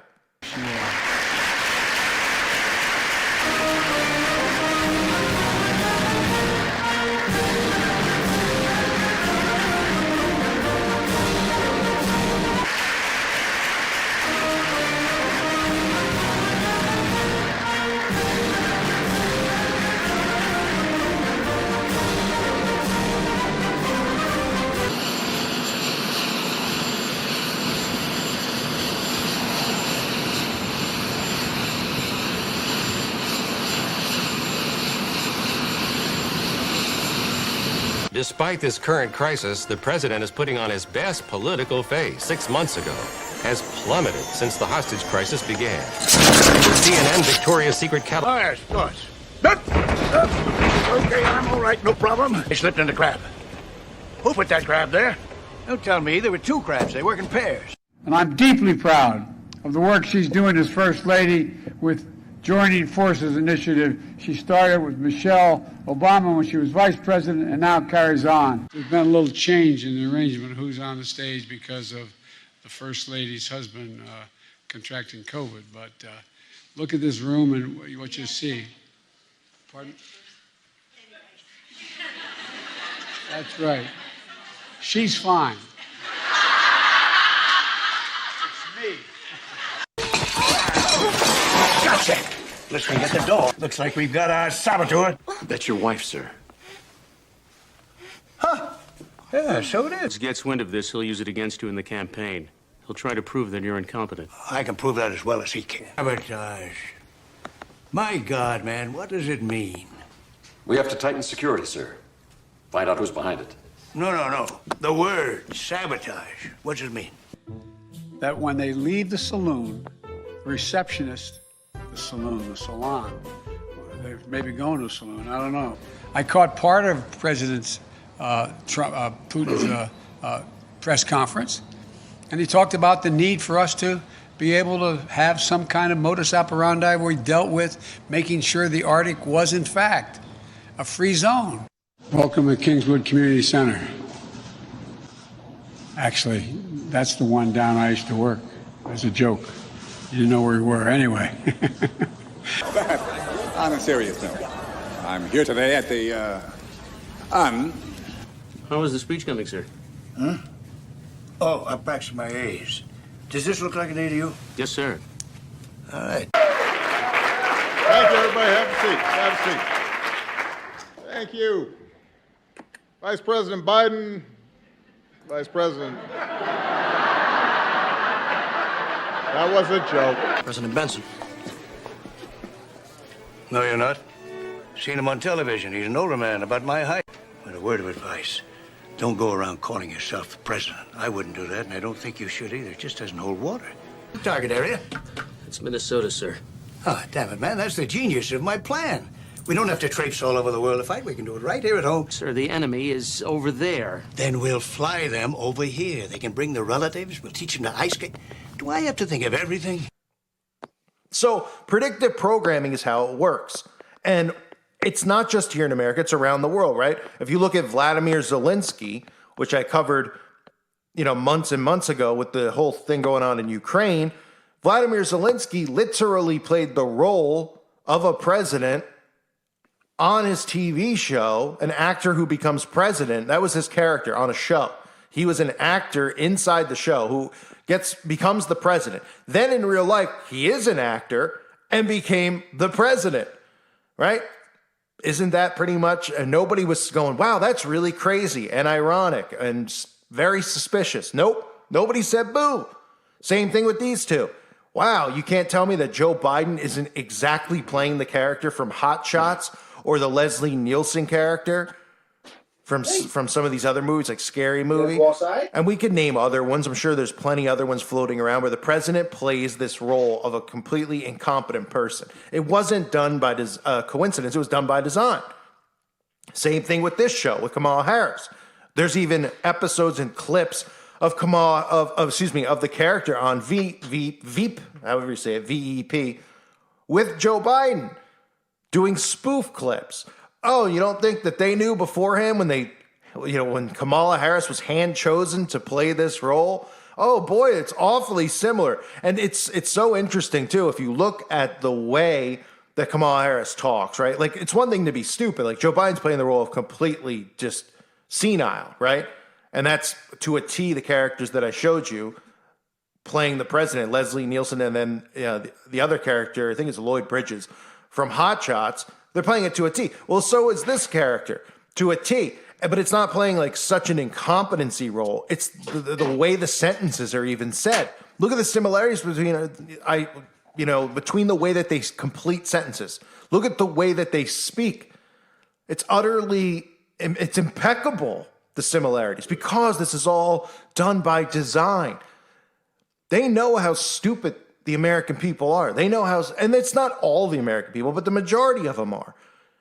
The majority of people in this country are so dumb that they can't see what's happening. If you showed it to them right in front of their face, they wouldn't believe it. They wouldn't understand it. They are living in a different reality. It's like we're living amongst people. We're all in the same space, right? Physically, they're in front of us, these zombies, but they're in a different reality. It's like they're in a different realm than we are. And they can't see these things that are being shown to us day in and day out. And this is being shown to us over and over again. This is predictive programming to a T. To a T. I mean, the similarities between it are uncanny. Yet it's interesting that they're actually pointing this out now with Kamala Harris, because the Joe Biden stuff, I showed you those clips many months ago, I believe early or late last year. I might have put that compilation together of the Joe Biden clips. And now you're actually seeing even the mainstream media, like The Daily Show, come out and talk about the similarities between Kamala Harris. Because it's so in our faces that they know that they can even show people, right? Like, I was covering these clips showing you the similarities, and I'm just a small YouTube channel. Now when they blast it to millions of people, they do it because they go, you know what? These people are so dumb. We're going to show them that we literally are having Kamala Harris act as this character, play this character, role reversal, right? She's playing the character from the TV show. And these people still would not think, they would just go, oh, wow, that's funny. These are the people who are in control of our government, supposedly. These are the people who are supposed to be working for us, who are doing everything in their power, not to work for us, but to destroy our country, to destroy capitalism, to get our country in trouble, to bankrupt us all, create inflation. I mean, the stuff they're doing is unbelievable. It's unbelievable. But you would believe it based on how they act. And that's the point. That's the point.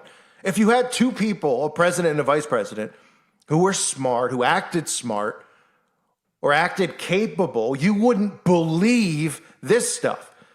Now, it would fit a perfect narrative with Trump going back into power to get us into an actual war based on Trump's personality, right? Because people would believe it. They'd be like, oh, Trump's going to get us to war because he's so arrogant and the way he talks and he's just out there and he's obnoxious, et cetera, et cetera. So people would believe that. Well, nobody with Trump in power would believe the destruction of our economy. People wouldn't believe that. But part of how the New World Order is going to be implemented is by destroying our economy. But with Trump in power, it wouldn't be very believable, would it? So for now, to destroy our economy, to get us into big trouble with inflation, to destroy gas, natural gas, and to force us into the electric grid, they couldn't have Trump in the role for that. So they have him, Biden and Kamala, in the role for that. And people look at it and they aren't suspicious. They just go, wow, these people are really, really dumb. And I could see why this is happening to us, because that's the point. So to destroy America, they need these people who fit these roles so it's believable. Because if they came out and they said, we're destroying America, we're destroying capitalism, we're destroying your way of life, the people would grab their guns, they grab their pitchforks, and they would make sure it didn't happen. But if there's someone to blame, then it works perfectly and has to be believable. Now, instead of, people can't go and blame Joe Biden to his face. So what they do is they blame Democrats who voted for him and vice versa, blame Republicans who voted for Trump. And it works perfectly for their agenda. That's how this game works, ladies and gentlemen. A reminder, check out the website at timeforjudgment.com. I hope to see everybody over there. I hope everyone out there is doing well. I thank you for being here. Share this video. Maybe it'll help wake some people up and open their eyes to the deception that is politics, to the left-right divide and what purpose it really serves, and how these people are all actors. And literally, you can see the characters they're playing right in front of your face. I thank you again for being here. Hope you're doing well. God bless you and your families. And coming from that, I've mentioned before, it's like, when I look at this stuff that's happening in the world and the amount of mismanagement and such, I've asked before, I'm like, either they're incredibly inept and they are that stupid, or it's on purpose. And it seems to be a little bit of both. It's like it's on purpose and it's taking advantage of people's ignorance. Now, when he said most people are stupid, it depends. I mean, I look at, like, I have a dictionary here.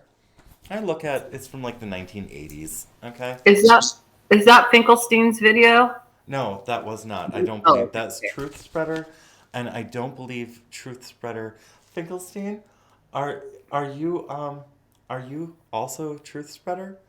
And we'll see after the lag. And then Okay, it was a good video. That's all I want to say. It was a good explanation of things, and I do think. Well, you tell me what you think first. Well, I know the difference between the word stupidity, and ignorance, and I believe a majority of people are simply ignorant by reason that they have lives they're trying to live. And they have enough to contend with just making it day to day. As we've been conditioned to believe, most people live paycheck to paycheck. And it seems that a number of people live through credit, which is even worse than living paycheck to paycheck, because now they're like living in debt constantly. Well, what a lovely distraction for people if people have been marketed to for decades to overconsume and consume and put things on credit, take out loans, and constantly being indebted to someone, well, that would be a huge distraction, I would think, to what's going on around you, because you're not really focused on what's going on around you. You're focused on yourself. And now add a device, which I mentioned earlier, I believe in the pre-show, about how I, as a person who doesn't use a handheld device, when I go out into the public, I see many people looking into these devices instead of looking at their communities around them. That's why earlier I was talking about there was a time when we could let our kids wander freely through carnivals and not have to worry about them, because the community was watching.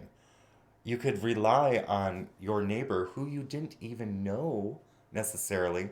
And by what I mean neighbor is any member of your community to watch out for the better interests of the children. Because at one time, we really valued the safety of our children, and we wouldn't have thought to give them completely onto another authority. We would have been very much a part of our children's development and the building of their foundations and structure. And now they seem to have gotten parents very distracted with their finances and woes and credit and debt. We were coming out of a depression not so long ago, and the children and families were essential for the recovery from a catastrophe which had business owners jumping off buildings to their death. It got that bad. Are we going back into it? I don't know. But what I will say is this, is that there has never been a time where an acknowledgement of the importance of family and community and cooperation to stand against this programming and this bullshit and this distraction. I don't want to go back to the past. I want to grab the past and bring it here. I don't want to go backwards. I want to grab some of our foundational tools we had used to be a great country and a great nation, and I want them brought back to the present. Because somewhere along the way, we've been told that it was bad to espouse those kinds of systems. And those systems actually had us working very well together. And now they want us to be distracted by skin color and by socioeconomic. I mean, there's always going to be a rich person. There's always going to be a poor person. Somewhere along the line, though, we didn't all lose our way. And by the way, I'm going to leave a flame on this one. I believe here, let me just put this link back into the chat. Maine had mentioned yesterday how he wanted to talk about Maine, are you there? Yeah. Do you want to bring up what you were bringing up yesterday and earlier today? Yeah, I mean, it's just, I thought more about it too, and then, there's more stuff to go to that where I see all the time, because I watch sports, so I see the commercials, and I see on those channels the ads for the sitcoms that are on those channels as well.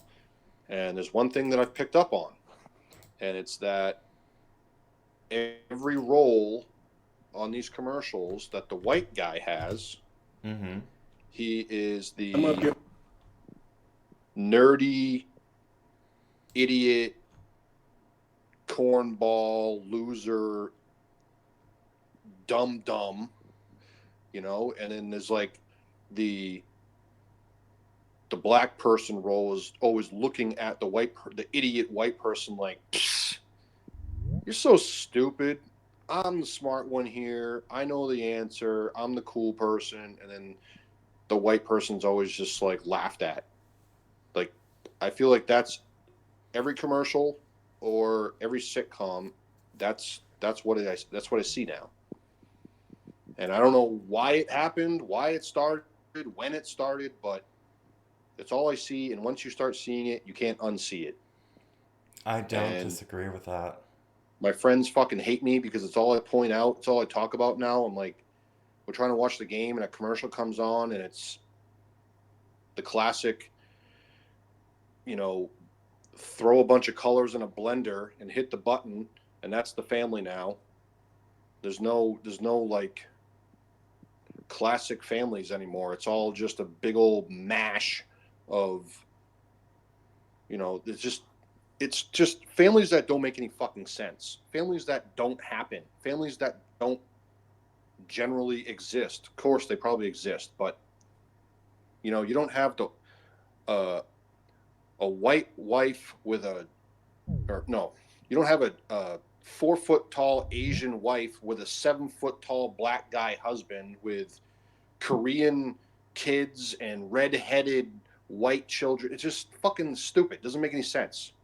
In the way it's represented, unless there's a lot of adoption going along. I get that because genetically That's the what's new being foster represented is family. impossible. Pardon me?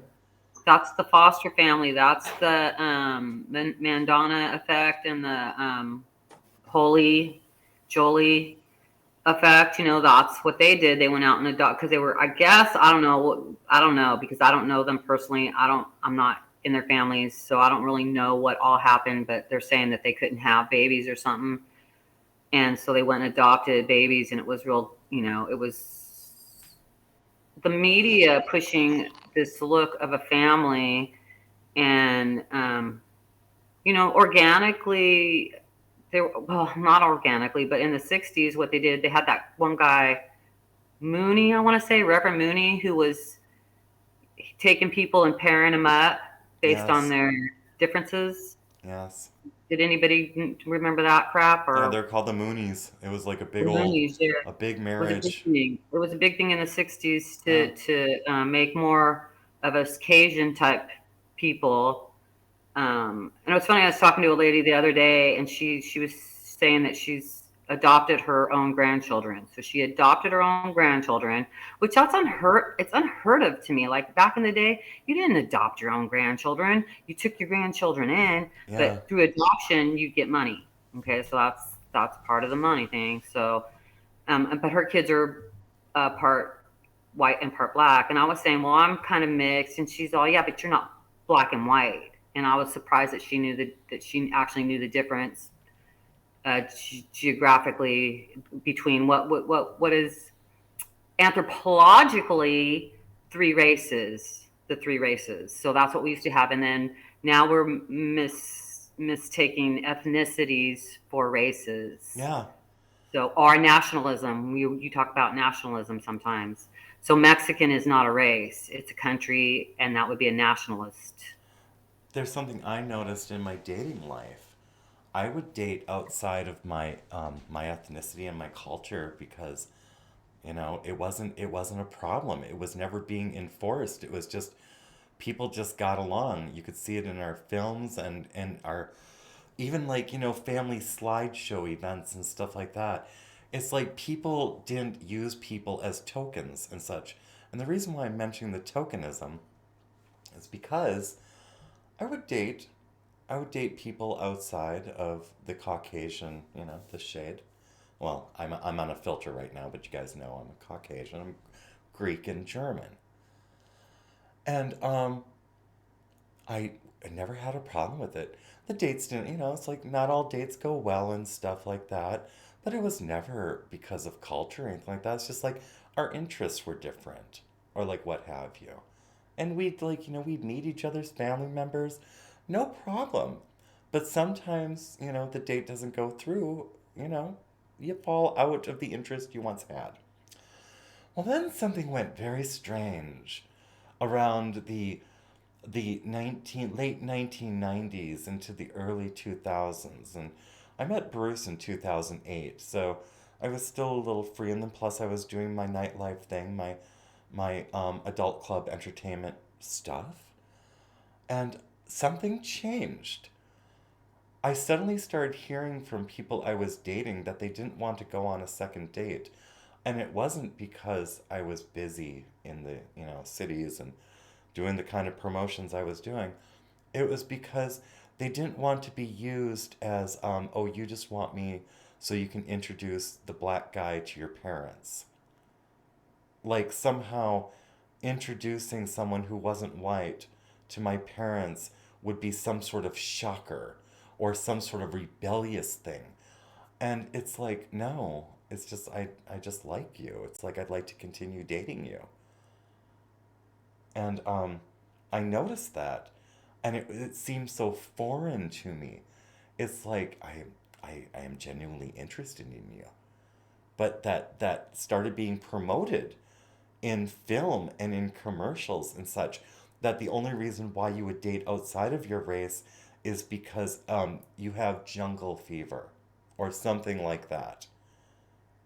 It wasn't. Oh yeah, that was the big media thing back in the day, jungle fever. Didn't they make movies about that and stuff? It's like that. What an ugly way to approach a relationship. What a toxic mindset to adopt, that you think that somebody outside of your ethnicity or, origin is only dating you to score points. How?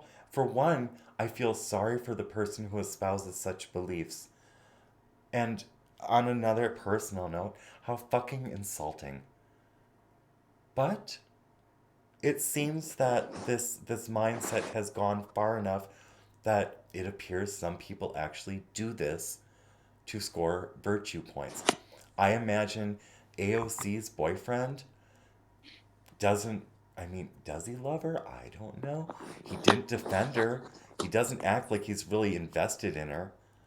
Why is AOC's boyfriend with her? Like, why are a lot of these people together? I'm I don't know, not because she's got a hot body. Pardon me? Because she's got a hot body. Butterface, though. Butterface. That's fine, man. There's always a light switch. A bag. She has a big jaw. A big box. A big jaw. box full of apples. But I'm not by no means should this ever be taken as I am looking down upon people who have blended families or anything like that. I'm not against that. I am just questioning, where the fuck did this I'm only dating you to score points or only dating you to be rebellious, where the fuck did that come from? Because how unhealthy is that? All right. Yeah. I understand what you're saying. Yeah. And I'm not trying to jump away from it. Right. So let's get right back to it after I say what I got to say. Yes.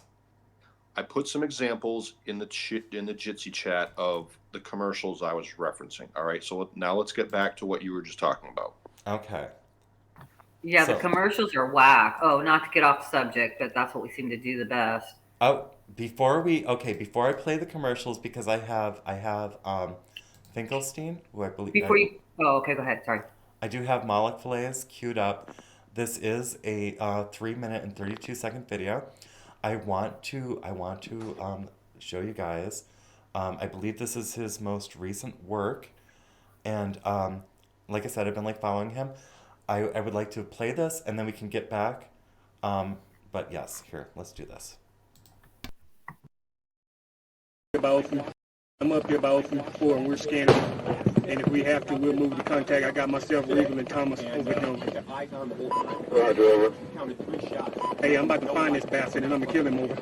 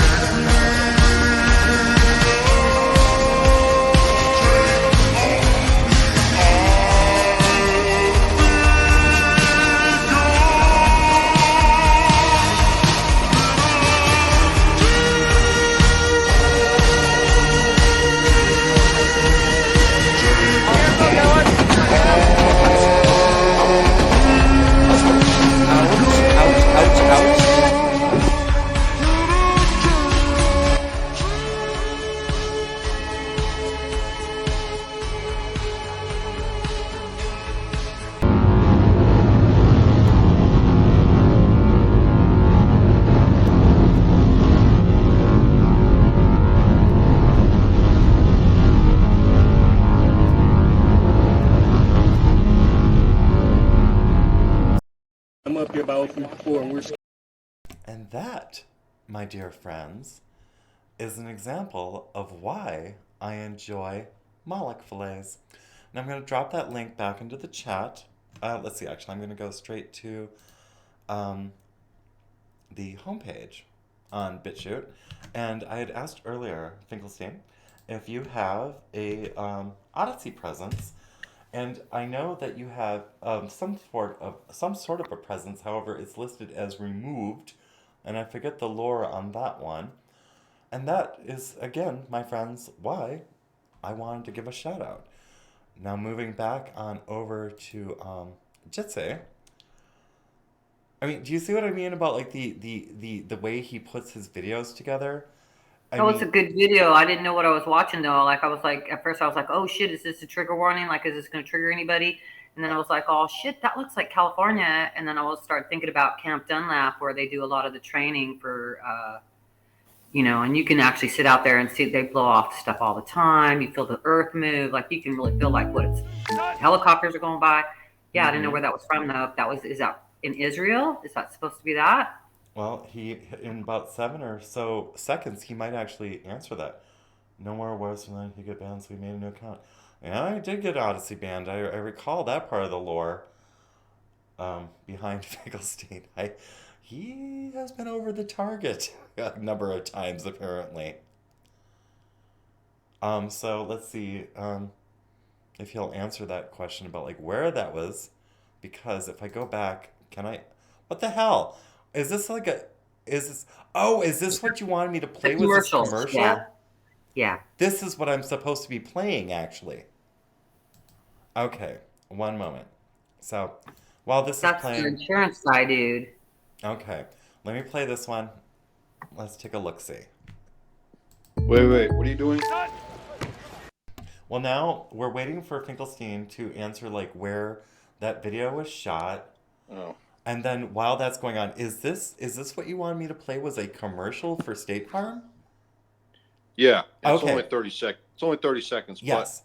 But I just wanted to make sure it wasn't like a commercial that I was supposed to be like skipping to get to the actual content. Okay, here we go. All I want to say is see how long it takes before you pick up on what I'm trying to point out. I will. Do you want me to? Okay, I want you to mute the mic. Jake from State Farm. Look, I want that personal price plan, so I'm going to level with you. I've literally never washed Patrick's practice jersey. Superstitious. Jeff, you don't need to get that personal. The State Farm personal price plan simply helps you create an affordable price just for you.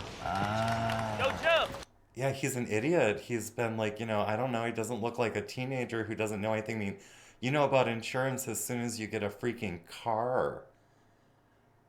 I mean, you shouldn't have to wait until you're coaching a game. Sure this is clean? Absolutely, Patrick. There you go. Ugh. That's on me. Oh my gosh. Yeah. Call or click to get a quote today. Like a good neighbor, State Farm is there. So for some reason I couldn't see what you were showing, which is fine. But shit! I'm sharing it in Jitsi. I saw it in the Jitsi.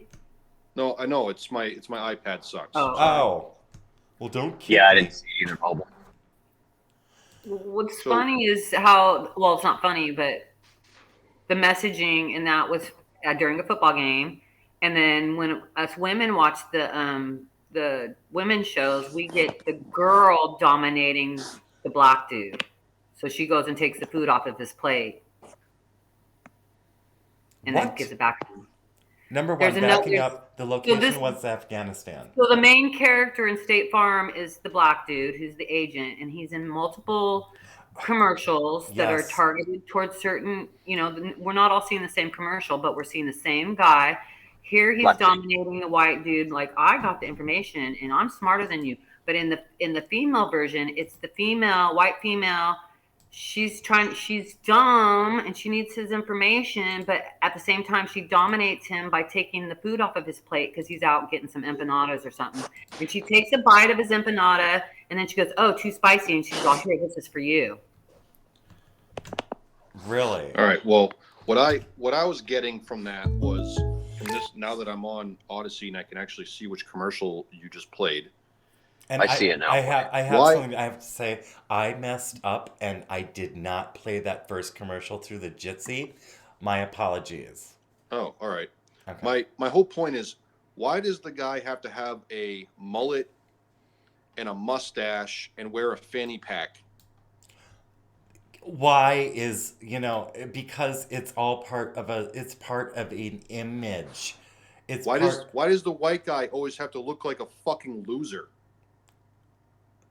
Who the fuck has a mullet, a mustache, and a fanny pack Let's in look their at 20s? who we're talking about here. Here, let's look at State Farm. State Farm. Is that the one? Like a good neighbor, State Farm is there.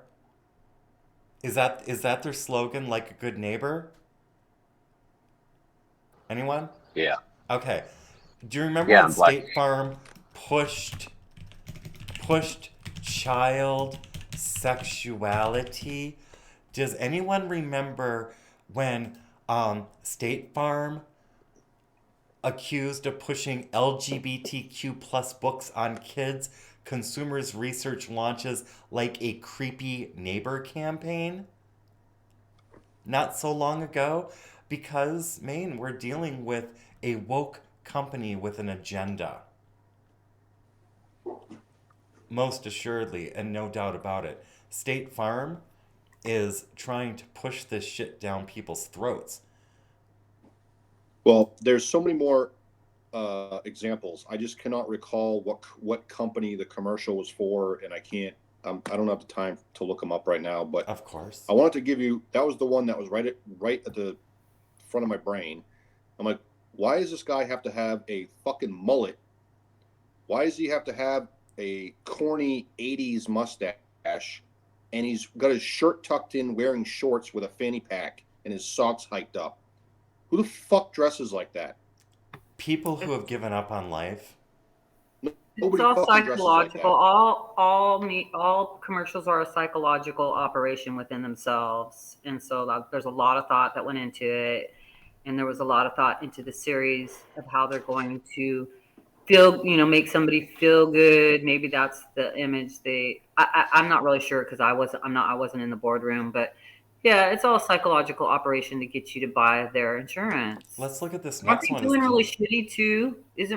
Aren't they one of the companies that lost a lot of business or something? And what was that?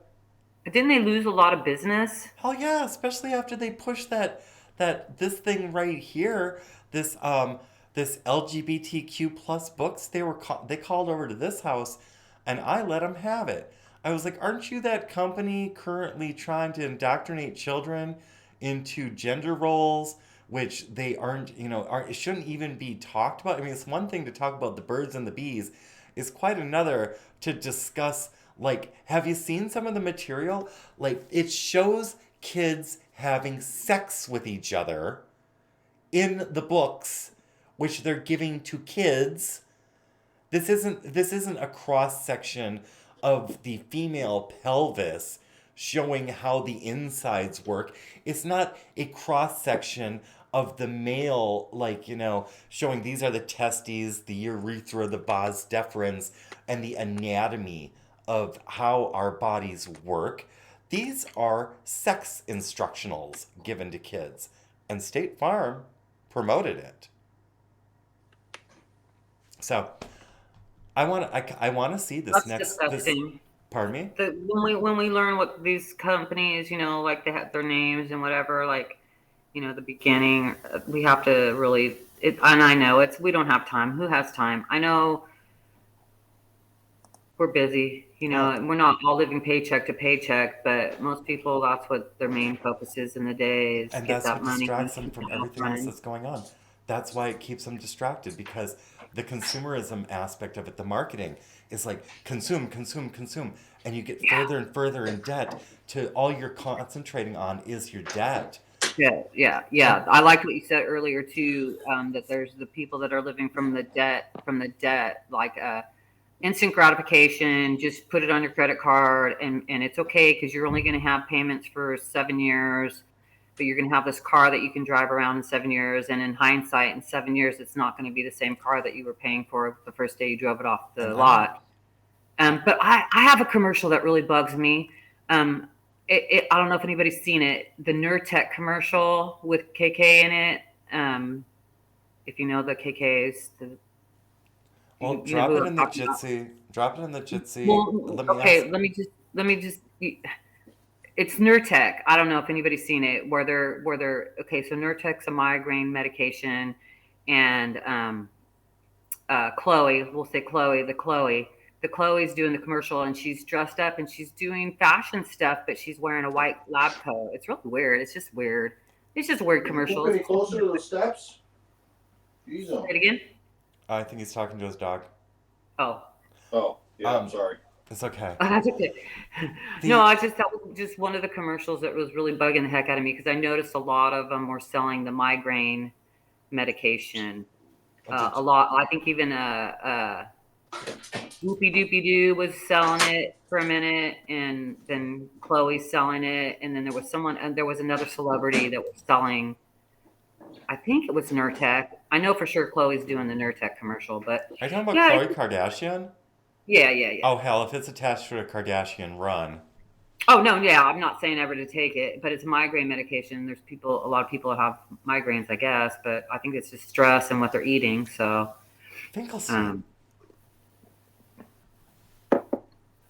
yeah. Did you ever get your? Yeah, commercials are trippy because back in the day, I don't know if whoever was just talking, I don't know if he was the one that's bringing up the commercial stuff a lot, but he's right. Commercials are trippy. Like back in the day, we didn't have alcohol commercials, and then they had cigarette commercials, or was the Marlboro Man? But then at some point, I think they took off the cigarette commercials.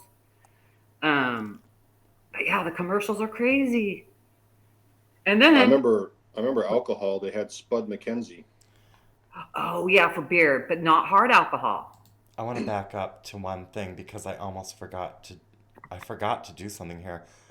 This is not. Which one was the one? Which one was the one that we were on before? Oh, it was one of the Moloch fillets. I forgot to thumb it up. I will go back later because I like that video, so I'm going to get Finkelstein, did you want us to play this one? Because this one is like 12 and a half minutes long, it appears. So let me know if you want me to play that one. And Maine, did you want to continue going down the State Farm commercial route? I gave you another link which shows a TV show that's on currently, which is called The Neighborhood, and it's a black neighbor and a white neighbor. Where's that's this? The basic. Is this the last one? It's the third third link. Yep. Okay, let me just copy that one in. So it's a white neighbor home and a black neighbor home, and you can already see where I'm going with this. Cedric the Entertainer and Max Greenfield, The Neighborhood, Mondays this fall. Southern California. My family's been here for decades. I live in a proud black neighborhood, and I intend to keep it that way. Son, our family's been in this neighborhood for generations. You need to recognize the significance of a community like this coming together to celebrate what makes it so special, which is me. Oh, hey, we're your new neighbors, the Johnsons. Dave, hurry, he needs to pee. Sorry, long drive, big soda. I'm coming, hold on. You know, today's gonna be more fun than I thought. I heard tires screech. Oh, it's the new neighbors. Yeah, it says their names are the Johnsons. Oh, well, all right. Another successful black family moving into that big old house. Got the neighborhood headed in a positive direction. I'm so glad to hear you say that. Hey there. Hello. We're looking for the Johnsons. Dave Johnson. Nice to meet you. Take a step back so I can see the handshake. We live right next door. Oh, no, wait, this is you guys right here? Yeah, that's a pretty serious smoker you got there. I'd love to try that someday. I bet you Why will. don't you, come by later? A bunch of people from the neighborhood are gonna stop by. All right. I'm gonna kill you. No. I am watching this and I feel the cringe and a lot more. This is more cringy than anything I ever saw growing up with. I mean, back then, you had a thing called shtick in comedy, and it was supposed to be schmaltzy, and it was supposed to be cringy for effect. and it joked about stereotypes. At no point in my growing up did I ever hear someone joke about "I'm gonna kill you" or anything like that. I think he was talking to his son. Pardon me? I mean, I'm just trying to be fair here. I think he was yelling at his son because his son set him up. Let me see. Okay, so yeah, right there. See? Okay, so let me see. For the neighborhood are gonna stop by. All right. I'm gonna kill you. But even in the schmaltz that I grew up with, a father would never say, "I'm going to kill you" to his family member in jest. That was, we just didn't joke about that stuff. Hear it at least. What? Not where other people could hear it, at least. That's satanic ritual abuse. If anybody's threatening to kill you, that's ritual abuse. There's so much with that. So like, first thing I was watching that, I was like, number one, I will never watch that show. There's nothing interesting in that show for me, period. And it was giving me flashbacks to, like you said, like back in the day when they had shtick, All in the Family. Isn't it All in the Family? I don't know. It's like a remake of something that happened in the 70s, but we don't do that anymore. I like what you said is I don't want to go back to the past. I don't want to go to the 50s, the 60s, the 70s, the 80s, the 90s. I want to be here where I'm at, but I want to keep the morals, ethics, and standards that a common core of people grew up with. Yeah, and that common core of people is Americans. And it's not from a racist standpoint. It's a standpoint from having moral standards and values. And that's not judging other people. That's not looking down at other people. When somebody's down, the only thing you better be doing is be giving them a hand up. See, and that's the thing, is like today, these progressives want to say that we live by a moral construct. They call it a construct and then say that those constructs need to be deconstructed. They are not using the word correctly. We don't have a social construct. We had a social agreement that we came to after decades of strife and trying to figure out our place in this country together and how to work together. We made a social pact on how we would intermix and how we would get together. And that's why it came to be that we had Italian districts and Irish districts, and we had Germanic districts and Swedish. Minnesota is the result of Swedish fucking colonization in this area. Okay? And then different states, depending on where you came from in the world, they took on the personalities of the people that they came from. And for some reason, we're being told to dissolve because they're trying to redefine and reimagine our history. And they give it the wrong words in order to work off those straw man arguments. Because we didn't ever have a social construct. We had an agreement. And we also had a constitution, which we agreed to. Yeah, common knowledge. Earlier we were talking about intelligence, or we often talk about intelligence, and we have a lot of different ways to explain intelligence. And there's theories on intelligence, and I don't know what the theorist's name is, but he said the lowest level of intelligence is yes, no. So that's what we teach our kids when they're very young. Yes, no. And then there's the gray area where, well, what was the situation where we can intellectualize, okay, so yes, no would be like, you can have an abortion or you can't have an abortion. Those are the two only areas. You either can or you can't. That's the lowest form of thinking. That's where they're out there. You have to let me do it. You have to. And then there's the gray area in between. Well, where we go, okay, you maybe for some reason you can't carry the baby medically or whatever. That's the gray area. And then there's the area above that to where we can theorize, we can have a thesis and an antithesis, which would come from the thesis. That once we get to the end and we have a conclusion, then we come up with a new thesis. So intelligence is earned. It's not you're not just born with that third level of intelligence. And then there's probably people who've expounded on that intelligence theory. This is the main theorist's theory. But what happens is, I notice, is that we forget about the main theorists or the Bible, the beginning, where the word started, and we want to just jump to this Marxist, this one sentence in this Marxist theory where everybody's equal, and we don't want to look back. And I'm not saying us, I'm saying the young ones. They don't want to look back and have the foundation in order to understand that one sentence in the Marxist thing that says there's utopia and everybody. They just want to go right to that instant gratification, which gets them into debt credit, which when they realize that the debt is going to cost them 3 times more than if they actually outrightly went out and earned the money to buy the product.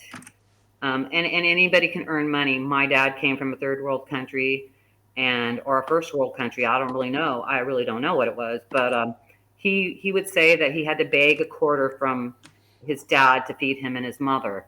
And he said, if I could just get 1 nickel out of that quarter, I could have another quarter. You see, and that's the thing with the history being erased. If the youth don't have a history to look back to, they won't know. And that's the point of erasing history and rewriting history and these remakes and all this other bullshit, is it muddies the reality of from whence we came. It replaces it with a lie, and we're living through the lie being created. It must not be created. The spell must be undone. Because if we don't... And that totally is, I think, where they're getting the Mandela effects. And I also think that, what else was I going to say? Oh, shit, I forgot.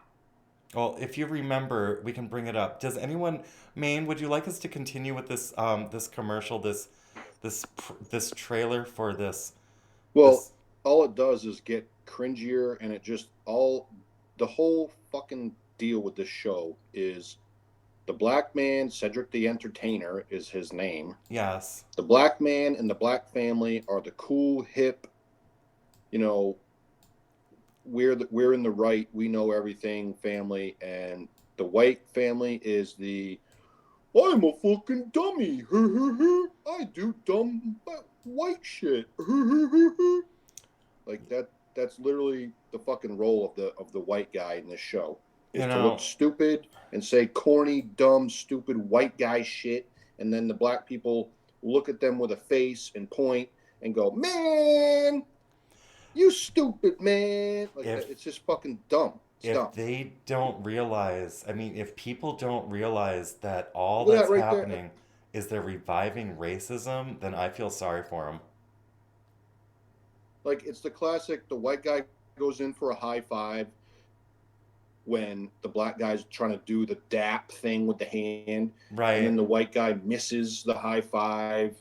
And it's just so fucking stereotypical douchebag fucking shit. And it's not funny. Well, this is Cedric the Entertainer, correct?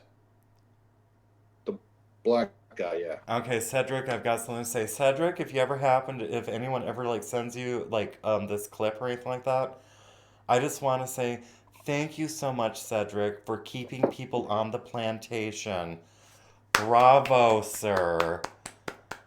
I hope you got your shekels. You heard it at the beginning. Right, the first thing the guy says at the beginning of this trailer. Yes. This is a black neighborhood, and we're going to keep it that way. Black. Yeah.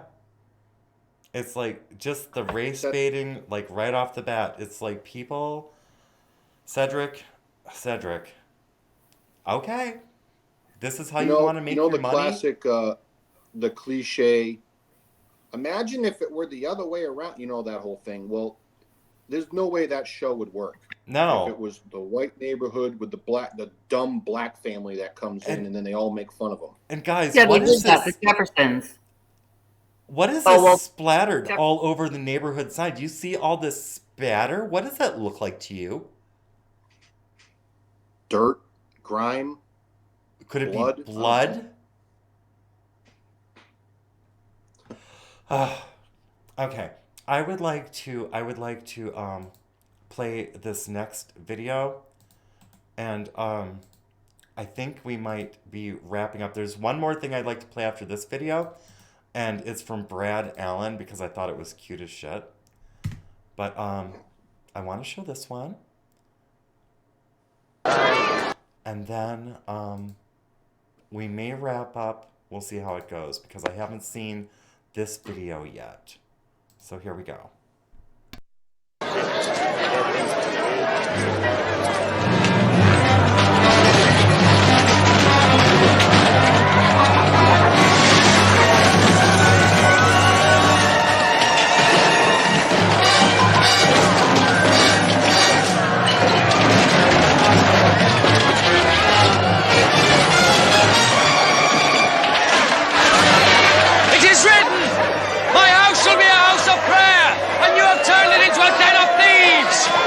The Merchant of Venice is considered one of Shakespeare's most famous plays.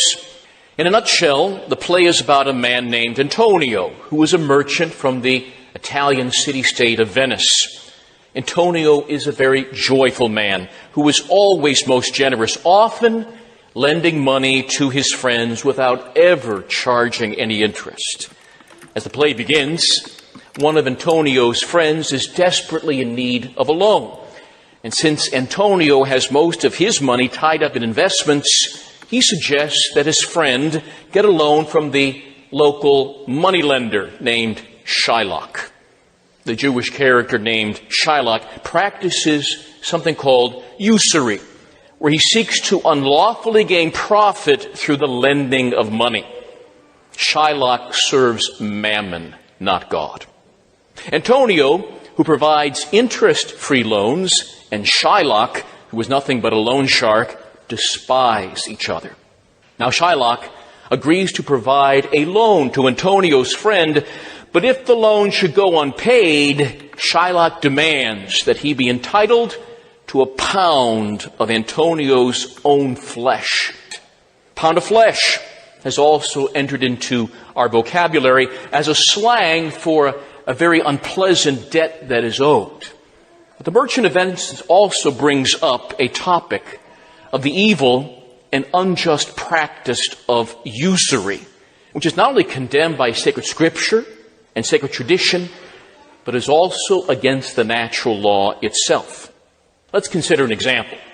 A member of the working class, the working poor, borrows $300 from modern-day Shylock firm, also known as payday lenders. After only 6 months, major fees accrue until the person ends up paying the usurious company $1,200 of wealth for the borrowing and using of only $300. Stories like this are actually very common in our present economic system, especially with the notion of what is called compound interest, which can increase profits and gain for usurers. Simple interest, for example, is only based on the principal amount of the loan, while compound interest is based on the principal amount of the loan and the accumulated interest on top of that. The act of declaring that somehow this interest is part of the initial loan itself is called compounding. Quick example. If you borrowed $2 at the time of Christ's birth at a 3% annual interest rate, after 2,000 years today, you would end up owing $122 in interest. But calculating the exact same figures using compound interest, however, brings far higher results. Again, borrowing $2 at the time of Christ's birth with a 3% annual interest rate, but this time compounded. After a period of just 1,000 years, there would be $20 trillion in interest owed.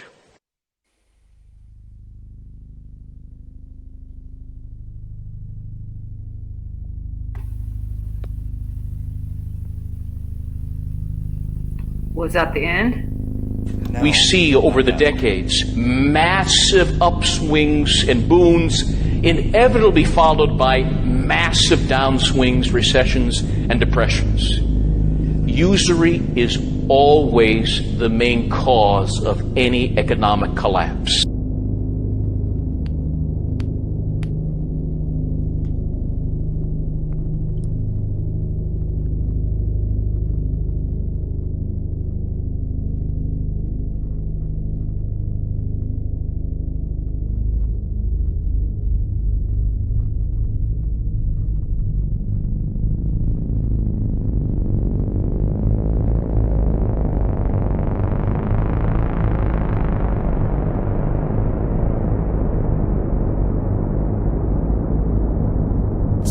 and send them the exact usury. Now, what is usury? Usury is loaning someone money and charging them interest. That's what usury is. Now, in our modern vernacular, the word usury has changed meaning, conveniently for those who practice usury. See, usury today means you're charging an excessive interest rate above 29.99%. So if you're charging 30% plus, that's a crime, that's usury, and whatever. But that's not what the Bible defines as usury. Oh no.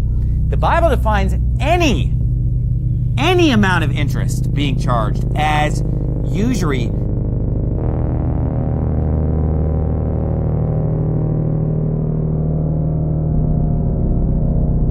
I think you guys can see why I enjoy Moloch fillets at this point. Excellent video.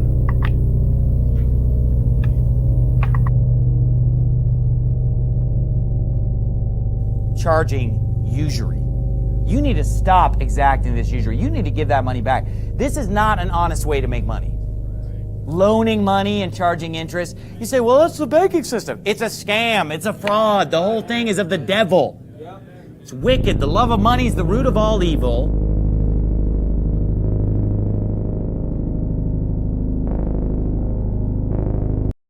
I want to pause it right here just for a moment so I can make a point, because I don't want to lose my train of thought on this one, because I had this one before and it got lost, and thank God it came back.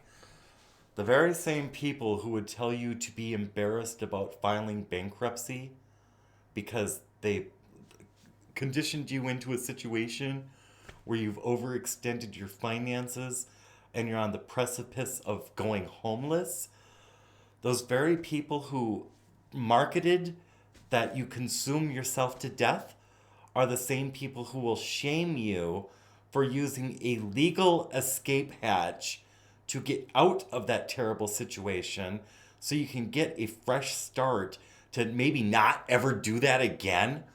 But these same people who get people into those situations will use that escape hatch over and over and over, shamelessly. And that's how the rich stay rich. Just saying, and we can continue.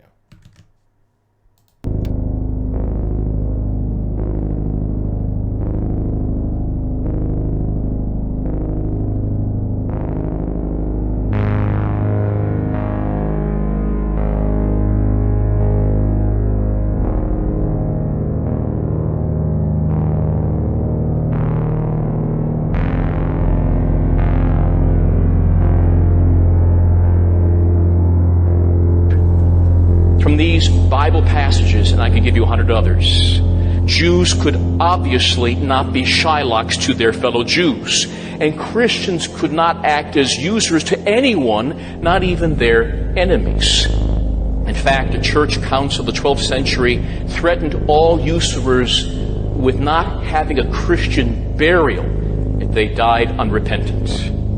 Now, what exactly and why exactly is the sin of usury or seeking profit and gain on a loan condemned by God, the church, and by natural law itself? In short, usury is unjust, for it makes a person pay twice for the same thing.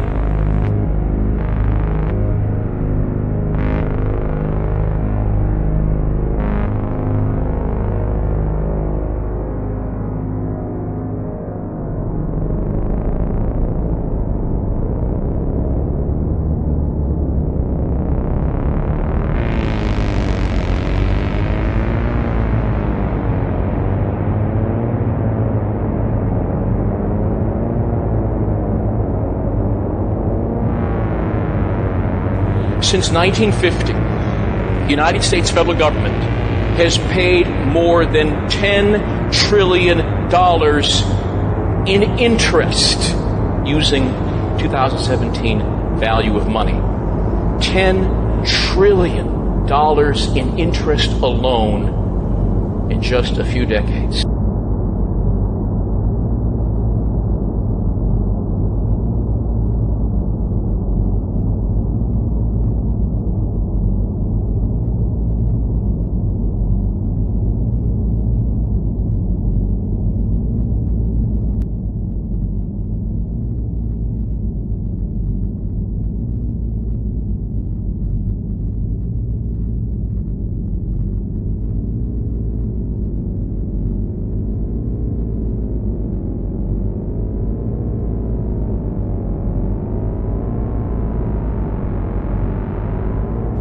It is compound interest that has bankrupted nearly every developed nation in the world and also impoverished nations.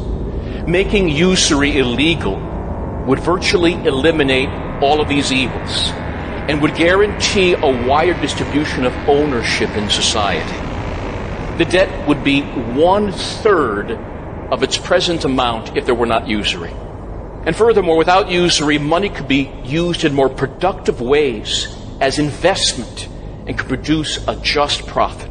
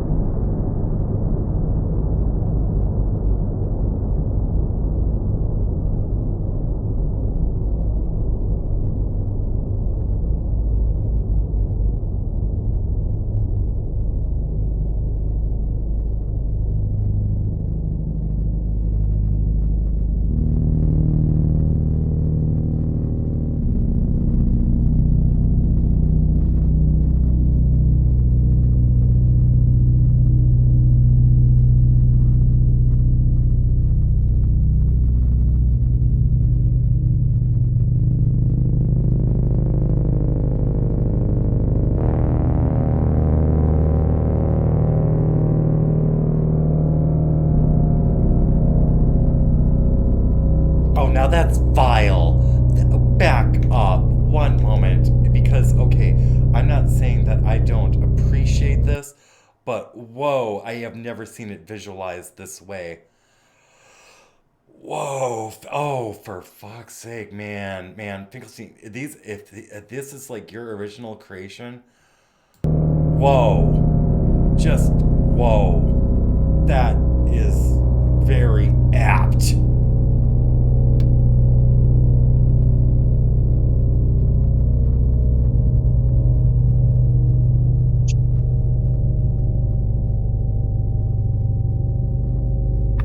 Well, their usury does cause a lot of pain and ills, and not only fucking, but people killing themselves, hanging themselves. See the big tits hanging out the window? That was funny. That's what I'm saying. Big tits. That's what I'm saying, and I'm trying to find the word apt in the dictionary to make sure I use that word correctly. I think I did. APT? Yeah. Apt. Only when Shylocks are once again despised as they once were, and unjust interest and profit are taken out of the lending process, will sanity and justice return to the field of lending and borrowing. Dude, those visuals.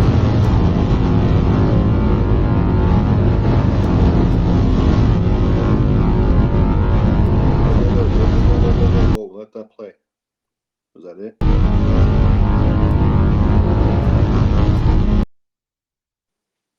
So, is Finkelstein I don't get it. What's he saying with the not? He's a friend of Pastor Chatelet. What's he saying there with the Israel star there? Well, he doesn't have to say anything. His name is Finkelstein. Oh wait, no, there's a symbology there, obviously, that means something. Well, he's in the chat. He can answer it himself. I love his video. I love his perspective. I love that very first scene with Jesus in the temple turning over the money. That's one of the basic, Christian things that we learn, and that's why they have us by the balls, because Christians. He's right. He's spot on. And the word apt means suitable and appropriate. And then second definition, having a certain tendency or quick at learning, like an apt pupil. I may not have used the word correctly, but I think I used the word correctly. Yes, pointing out the visuals of it's like the personification at that, throughout his videos, the methods in which he uses the story and the visuals to just it gives a much more, for me, a much more visceral buffet to instead of just hearing the story, and the visuals presented with the story are not distracting, and it doesn't feel like I'm being coerced into any thought process. It looks like I'm looking into the mind of another individual who sees things in a way which is the personification of what's actually being done. Like being distracted by sex, by businessmen fucking the world, by the businessmen fucking people, and then this road of excess and consumption beyond consumption for wasteful things which harm you, and then you have to go back to the very people who abused you to ask them for an elixir to make you well. It's crazy. Now, well, I'm asking questions because I'm pretty ignorant on the whole Jew/Nazi thing. So excuse my ignorance, but I'm just asking questions. So I see at the end there's the Israel logo there, the star, their flag. Okay. I don't understand what that's about. Well, hold on. So Yeah. then I see on his name there it says Moloch Fillets. Yes. And then underneath it says SS. Yes. I think what's SS? In this case, I have no idea. Historically, it would be a Nazi type thing. Okay. Okay. So I'm just looking at what I just saw on the screen. I'm just asking questions. That's all. Right. From what I understand, well, Finkelstein can speak for himself, but from what I understand, he is a friend of Pastor Chatelet's, and from the content I've seen, I've not seen, it doesn't come across racist to me. It doesn't come across anti-Jewish to me. It comes across as these are events which have happened or are happening, and this is a take on that information in a very raw manner, but done very artistically. And that's what I pick up. So I too see the Moloch. I get the significance of Moloch. The idea that they are Moloch fillets. I mean, I automatically had a very visceral negative reaction to that. I saw SS. I have a negative reaction to that. And at first, I wasn't sure I wanted to even click any of the videos. But then I started to watch the content behind the cover of the book. And the content does not follow the prejudices which I had before I started watching his content. And I found that intriguing because it was almost like it's a honeypot. It's almost like it wants to attract an aviator, and then it's completely different once you get beyond the facade, is what I picked up. That's my interpretation of what this is. I think it's a honeypot. Finkelstein, is this a honeypot for aviators and Nazis? I'm just wondering, because your content does not appear to be pro-Nazi or anything like that. It seems to be truths. It seems to be. No, I just want to be clear. I'm not suggesting anything or saying anything. I'm just a dumbass who watched sports growing up and didn't pay attention to history in school. So I don't really know a lot about a lot when it comes to history, but I was just asking questions. I'm not suggesting anything. I'm a farm boy who went into the military and then quickly got swept up in adult entertainment and was a club kid on drugs for decades and a raging alcoholic whore who finally settled down in my mid 30s or something, like late mid 30s, when I was like reaching the end of my lifespan in the club scene and was no longer valuable to the people trafficking me around. So I hadn't been paying attention either. Nowhere near as wholesome as who, you are with like the sports and stuff like that. But it's interesting to me. This is very I mean, interesting. I think Finkelstein has a lot of identities too. Like you just ran off a whole list of your identities. I was like, me too. I'm the same as you, but not exactly. But and I can add a lot of other things to that. I was stupid. I mean, I was a smart kid because I was the oldest and I was exposed to a lot of different shit. But I was told I was disabled, so.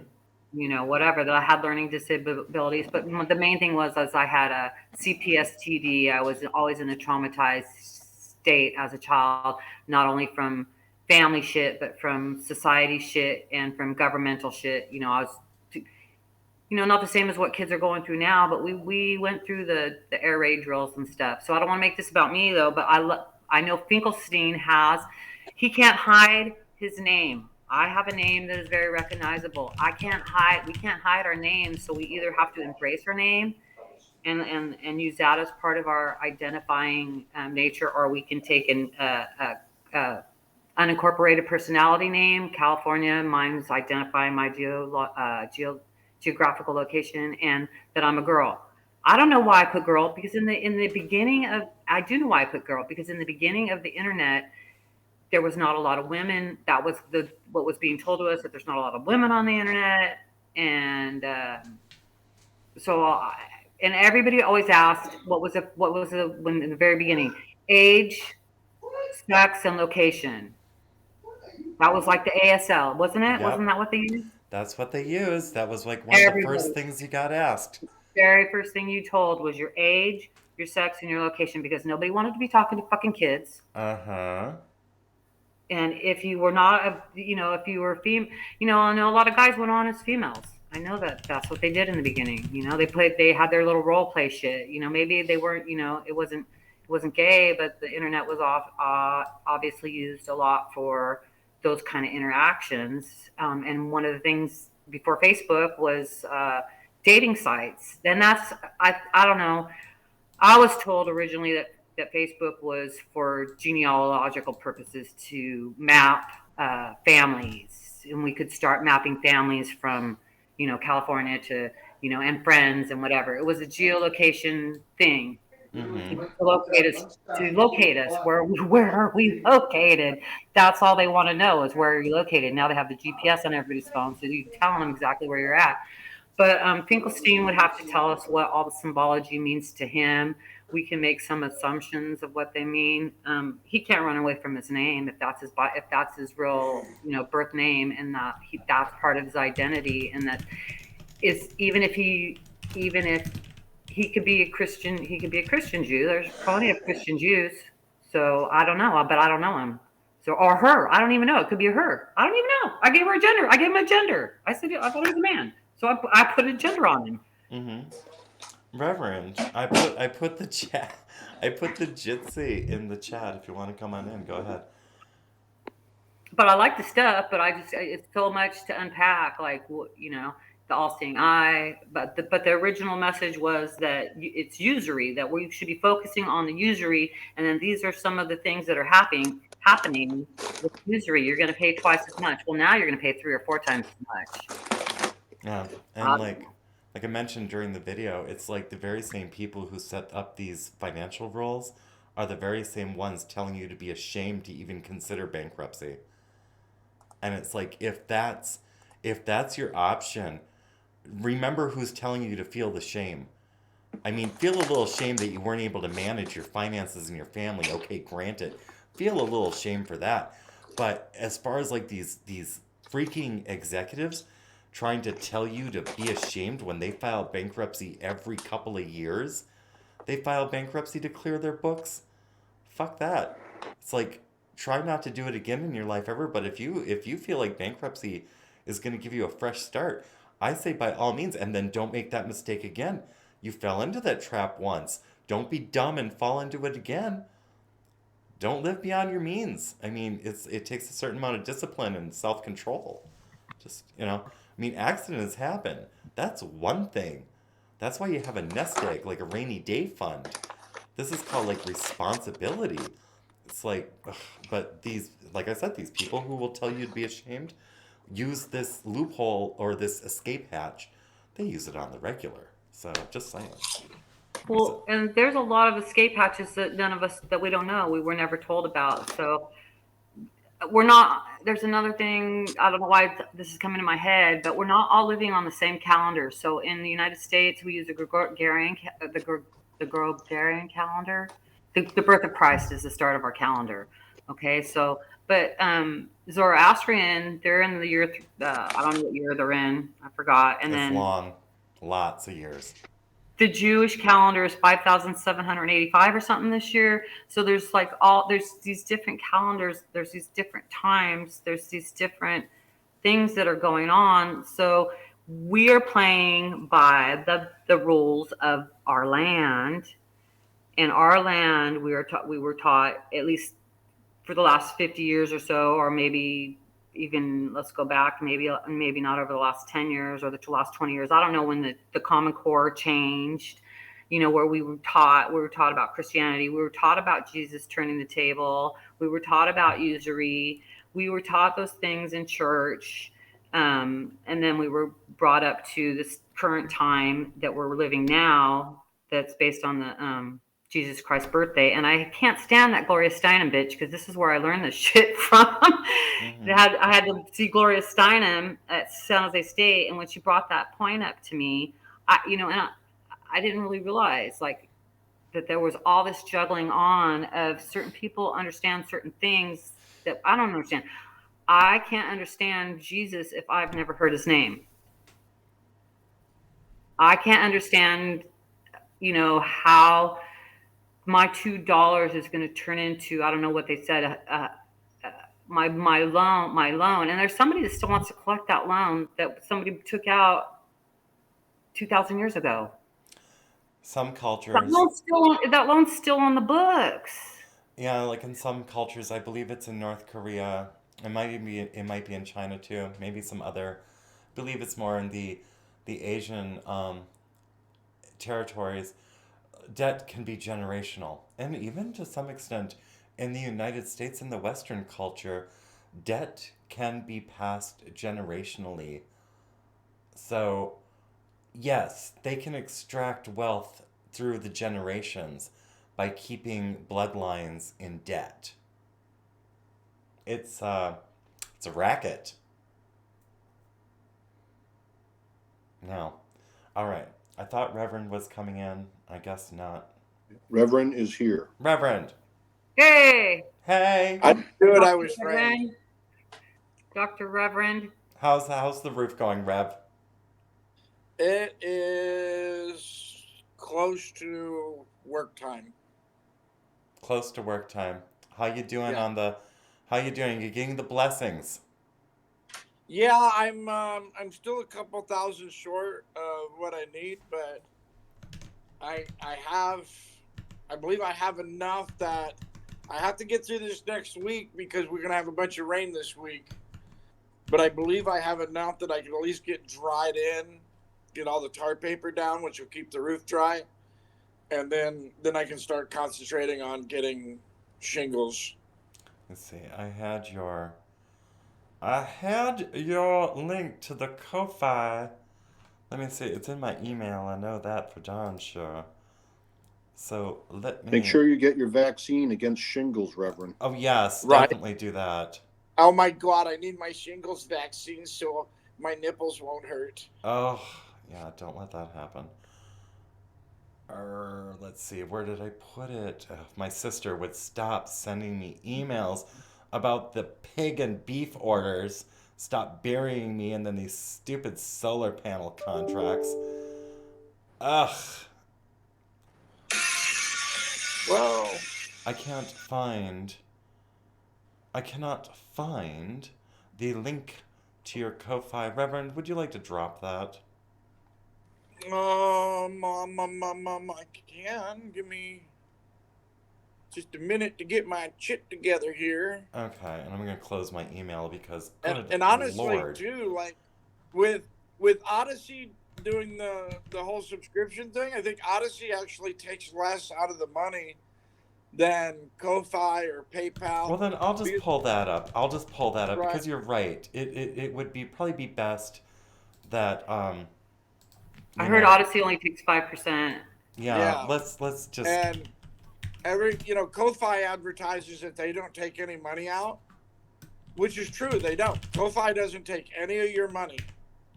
But Stripe, the financial services behind Ko-Fi, gladly takes some of your money.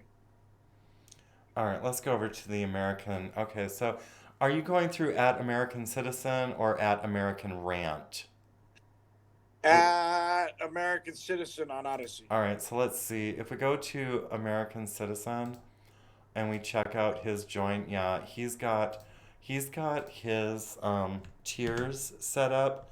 So let me drop his linky to Odysee in the chat and maybe consider throwing a little love to Reverend Rant.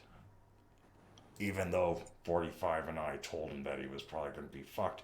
But, what can you do when there's a hurricane barreling down on you? I mean, it would be kind of ridiculous. Yeah. I'm sorry. This is no... Is it time for a little bit of humor? Is it too soon for a little bit of humor at your expense, Reverend? You're not going to find any thin skin here. All right, so a little humor and a lot of love going Reverend's way. Let's get his roof fixed. And, yes. Is there a Cash App address or Cash App? American Rant on Cash App with the little $sign in the front. Okay, American, as in how you spell it in America, and then RANT. Yep, American Rant. Okay. As in the American Rant Show. Yeah, where everybody goes to hear about God and being pissed off. I've heard about you from the TRT, but I haven't been on your channel. I don't think I don't know. I limit my online. Well, if you love Jesus and you love being pissed off at lefties, then my channel's going to be for you. I love Jesus. There you go. And I'm pissed off at lefties for everything they do that's against Jesus. So it works out perfectly. And more importantly, Jesus loves me because Jesus loves everybody. Right. But the thing that I point out on my show is that God gave us the book. He gave us the whole book, not just the parts that are convenient.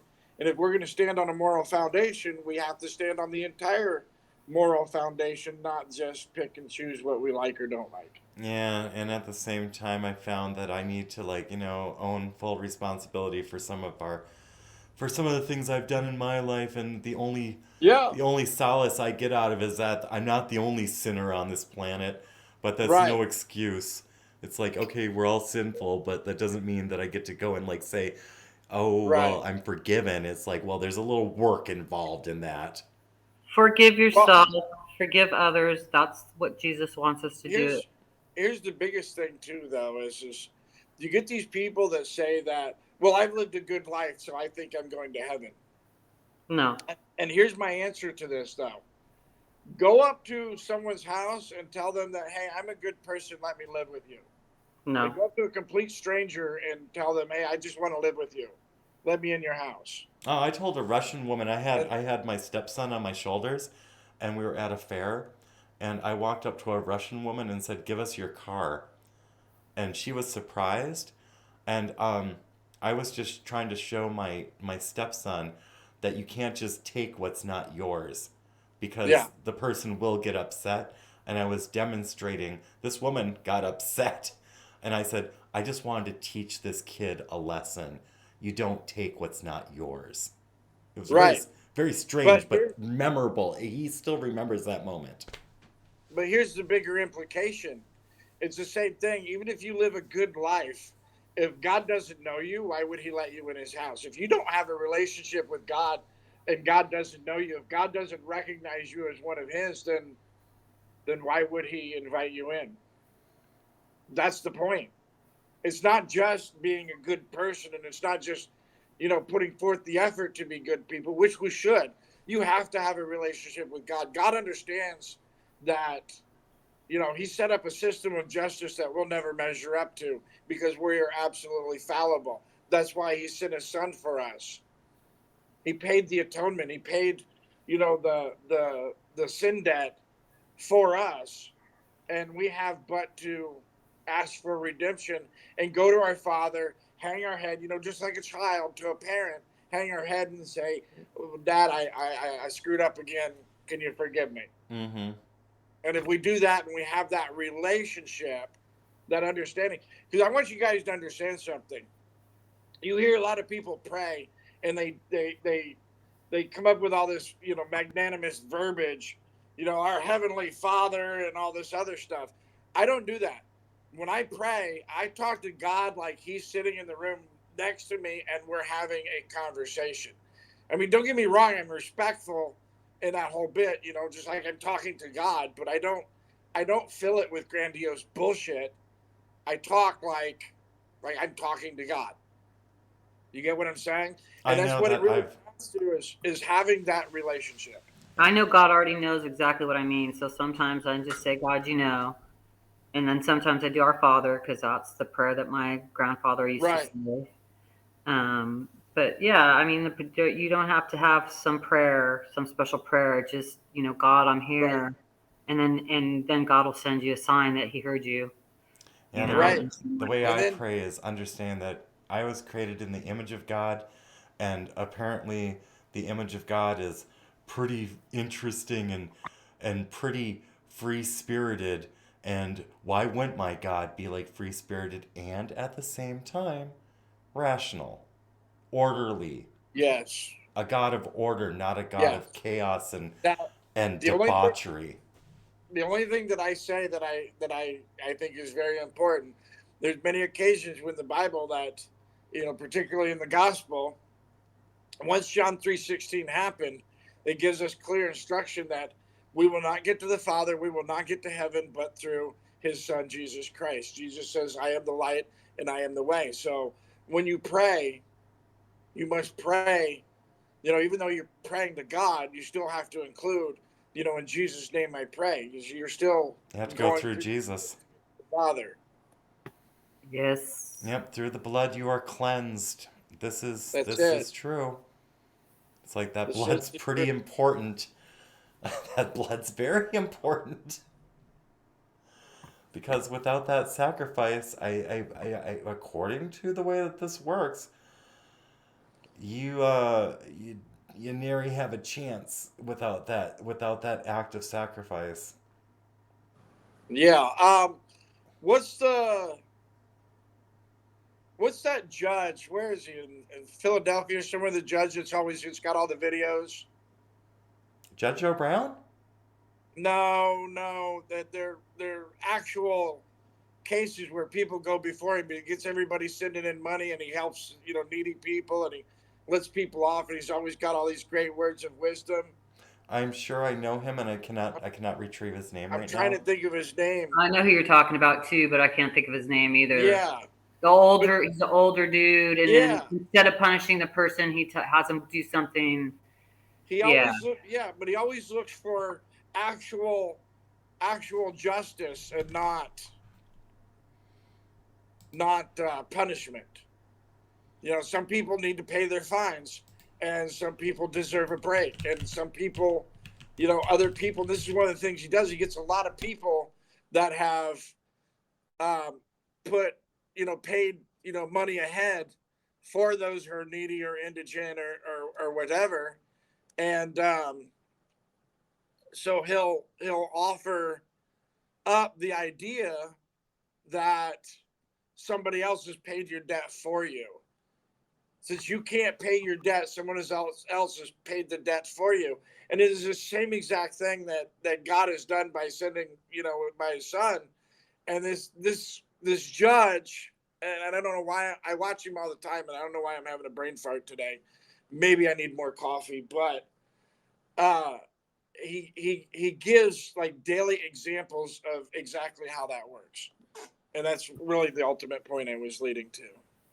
I love judges like that. They do that in San Jose. A lot of the judges do that. They're like, no, I want you all to listen to me. These are your choices, but I want you to make the right decision.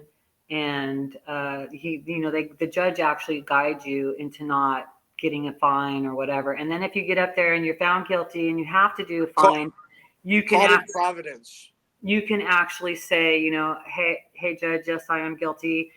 And I know my fine is $300, but I need a tire on my car and whatever. Can I do community service, or can you lower my fine, to $10 or whatever?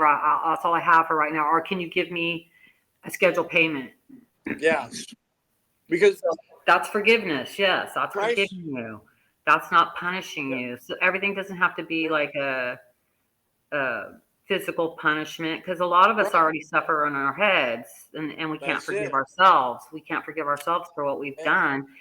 And that's not where we want to live. We need to live in today, in the now, in the time that we are in. We don't need to live in a dispensation of 2,000 years ago. Right. And under the laws, because that's not going to work anymore. That's why Jesus is here. God tells us that the meek shall inherit the earth. And everybody thinks that meek somehow means weak. That means being submissive. And that's not what it means at all. No. If you look up the history of the word meek, it means that someone has the sword and ability to use it, but they know when to use it and when not to use it. And this judge is a great example. And the show is called Caught in Providence, and I can't remember his name directly, but I just looked it up. It's called Caught in Providence. He's on YouTube. He's a fantastic example of what America needs to be, because there's some days where he hands out the sword, and there's other days where he hands out a hug. And like I said, he's the greatest example of what meek actually means. Being heavy-handed all the time is not handing out justice. That's just handing out punishment. And God is a just God. He wants justice for us. And if we follow, this is the greatest thing. If you follow God's plan, a lot of people think that God's plan is somehow separate and indistinct from what we find in the Bible. But the Bible actually is God's plan. His instruction for us is his plan. How we treat each other, how we value each other, the moral foundations that we operate on to create our society. His plan leads us to liberty and prosperity. It leads us to safety and peace. If we want safety, we want to protect our children. Like right now, we have all this sex trafficking and worse. And I never in my life thought that I would say that there's something worse than sex trafficking of child, but we have it here in the United States of America, let alone around the world. And if we encouraged or pushed or whatever we have to do to have everybody operate within God's plan, then we would protect our children from these atrocities that we see before us. You said that was Call to Providence on Odysee? Caught in Providence, and it's on YouTube. I don't think he's on Odysee, but he's definitely on YouTube. I'm just looking. But the channel is called Hot, like CAUGHT. Yeah. Hot. Yeah, CAUGHT. I don't see him on Odysee. No, but if you look on YouTube, and if we actually watch, Judge Caprio is his name. I'm looking right now. Oh. Judge Frank Caprio, and his stream is called Caught in Providence.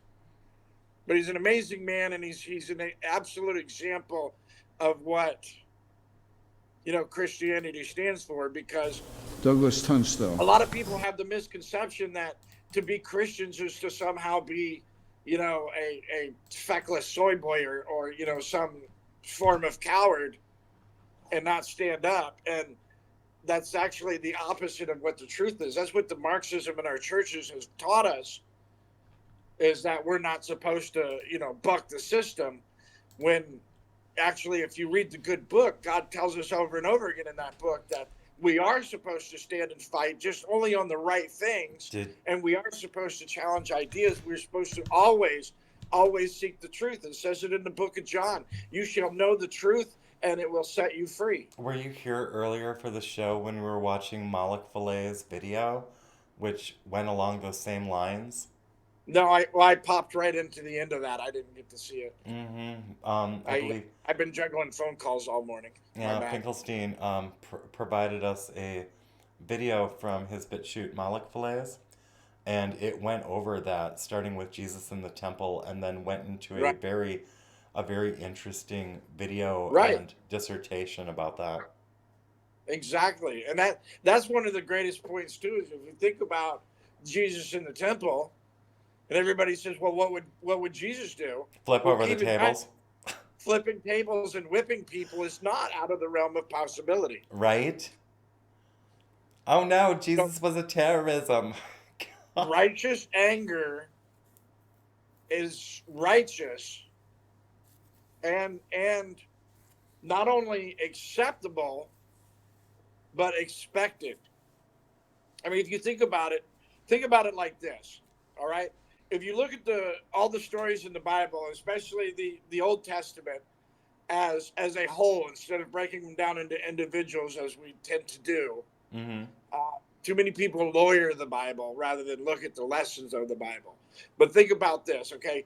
God flooded the earth to wipe away the evils of man because it was at that point he realized just how fallible we were in our free choice. We were a bunch of dumbass little children who needed reined in. Absolutely true.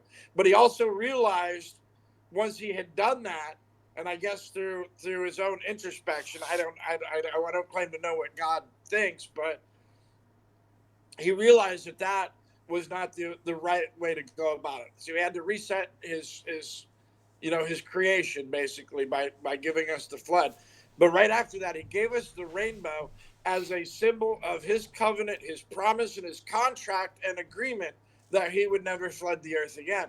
But then when you pay attention to all of the stories subsequent to that... Wait a minute, before you even say it, let me throw up my graphic because I think I know where this is going. Here we go. Okay, say it. Reverend?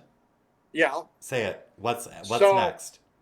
We are given example after example after example of how we have the responsibility to cast out the evil from among us. We cannot rely on God to cast out our bad deeds. We have to cast out our bad deeds. And not only should we, just like the thorn in your brother's eye versus the beam in your eye, which means that you have to correct yourself before you go judging others, but we have to cast out our evils, not just in ourselves, but from among us, from within our communities, from within our societies, the whole bit. And the greatest example of that, for those of you who don't know, is by the time we get to the book of Judges.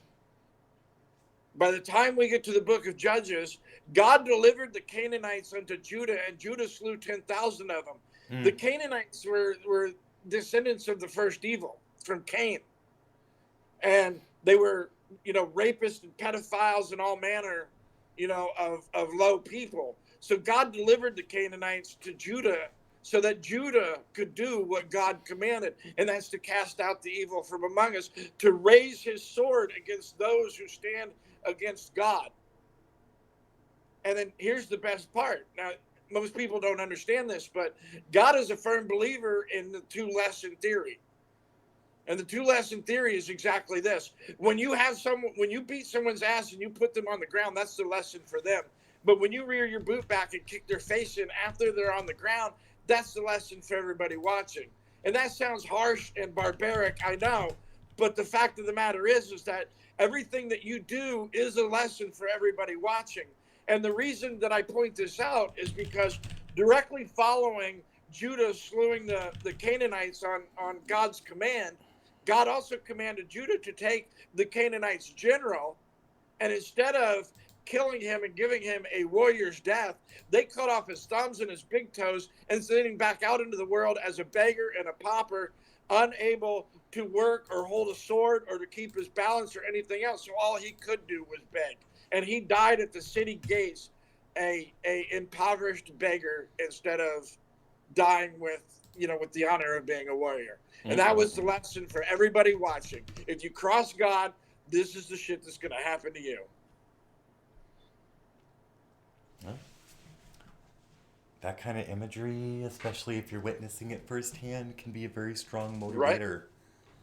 Right. Well, exactly. I have a comment, if possible. Hello? Maine. Hi. So I tend to stay out of this stuff because I don't do church. I don't do Jesus. I don't do God. It's not my thing. And I don't know what I'm talking about. So I don't even bother asking or talking because I stay in my lane. So I wanted to jump in though on something off topic for 2 seconds, and then you guys can get back to. I'm enjoying listening to it. I just don't know anything about it, so I don't say anything. Anyway, back to your Finkelstein dude for a second. Yes. So, kind of weird. That dude or guy, girl, whoever came in, dropped a whole bunch of money in your chat, and then deleted their account. No. I know I had to do an investigation at first too because I thought it was a mistake. And after I spoke to Pastor Chatelet, I found out that what happened is something, if I'm recounting this correctly, he has an account which Odysee banned, and so then he had to make an account called I think it was like, I don't know the history of it. I can't speak intelligently on it. However, he didn't delete his account today. It's something about he was over the target and he got nuked and his account got erased. And so he's able to make these donations under this removed moniker, which I don't understand quite how it happened. Pastor Chatelet, or I don't think Finkelstein is in the chats right now, but between those two, perhaps we can find out like what actually happens with that, because I never delved into that. I enjoy his content, and other than that, I haven't asked him, so I don't know. And Pastor knows. He can chat. He can post chats under Finkelstein, but when he donates under Finkelstein, it shows as removed. I wish I don't know. I don't know how that works. And then when you click on Finkelstein in chat to look at his profile, it goes to a dead page. Exist. I don't know how that works. I know it's interesting, but Pastor Chatelet assured me that Finkelstein is a friend, and I left it at that. It's like I just left it at that. Again, with my ignorance on history, and I don't understand all the language everybody uses, but I picked up on people using this 88 thing recently, and I asked what 88's all about. I've been told that 88 is Nazi. HHH. How? So I don't know what it is. I can explain it for you if you like. Yes. Go ahead. Thank you. Okay, so they use the term 1488, and this is what it means. There was a guy by the name of Nathan Lane who died in prison for committing violent acts, racially motivated violent acts, who wrote several books that were, white supremacist, his fantasies of white supremacy, based on what he thought of the world and his what I absolutely consider to be, his angry, hate-filled point of view, because it's really the rantings of an angry, hateful person and not anything based in logic or sense. And what he wrote was something to the effect of that we have to secure a greater future for our white children. And however he wrote it, it equaled out to 14 words. And then upon that basis, somebody created the 14-word press, where they now promote more, white supremacy garbage. And then that's the 14 part of it, and the 88 is 88 for the eighth letter of the alphabet, which is H. So it's HH, which stands for Heil Hitler. And these guys, I don't know, worship or whatever word you want to use, everything that Hitler was doing. And the fact of the matter is that when you talk to these people, they're absolutely uneducated on what it is they're standing for. They know that they're, that they're white supremacists and that they're racist. They know that part, but they don't understand the history of Hitler or what he actually did. They just understand the idea of Hitler. And when you dive into it, you see two things. You see a bunch of people that are following a guy who did absolutely nothing good for the very people that he claims to be representing. He spent his life in prison, committing violent acts, and did nothing to be a leader among the people that he supposedly, stood for, which in and of itself seems, ludicrous to me.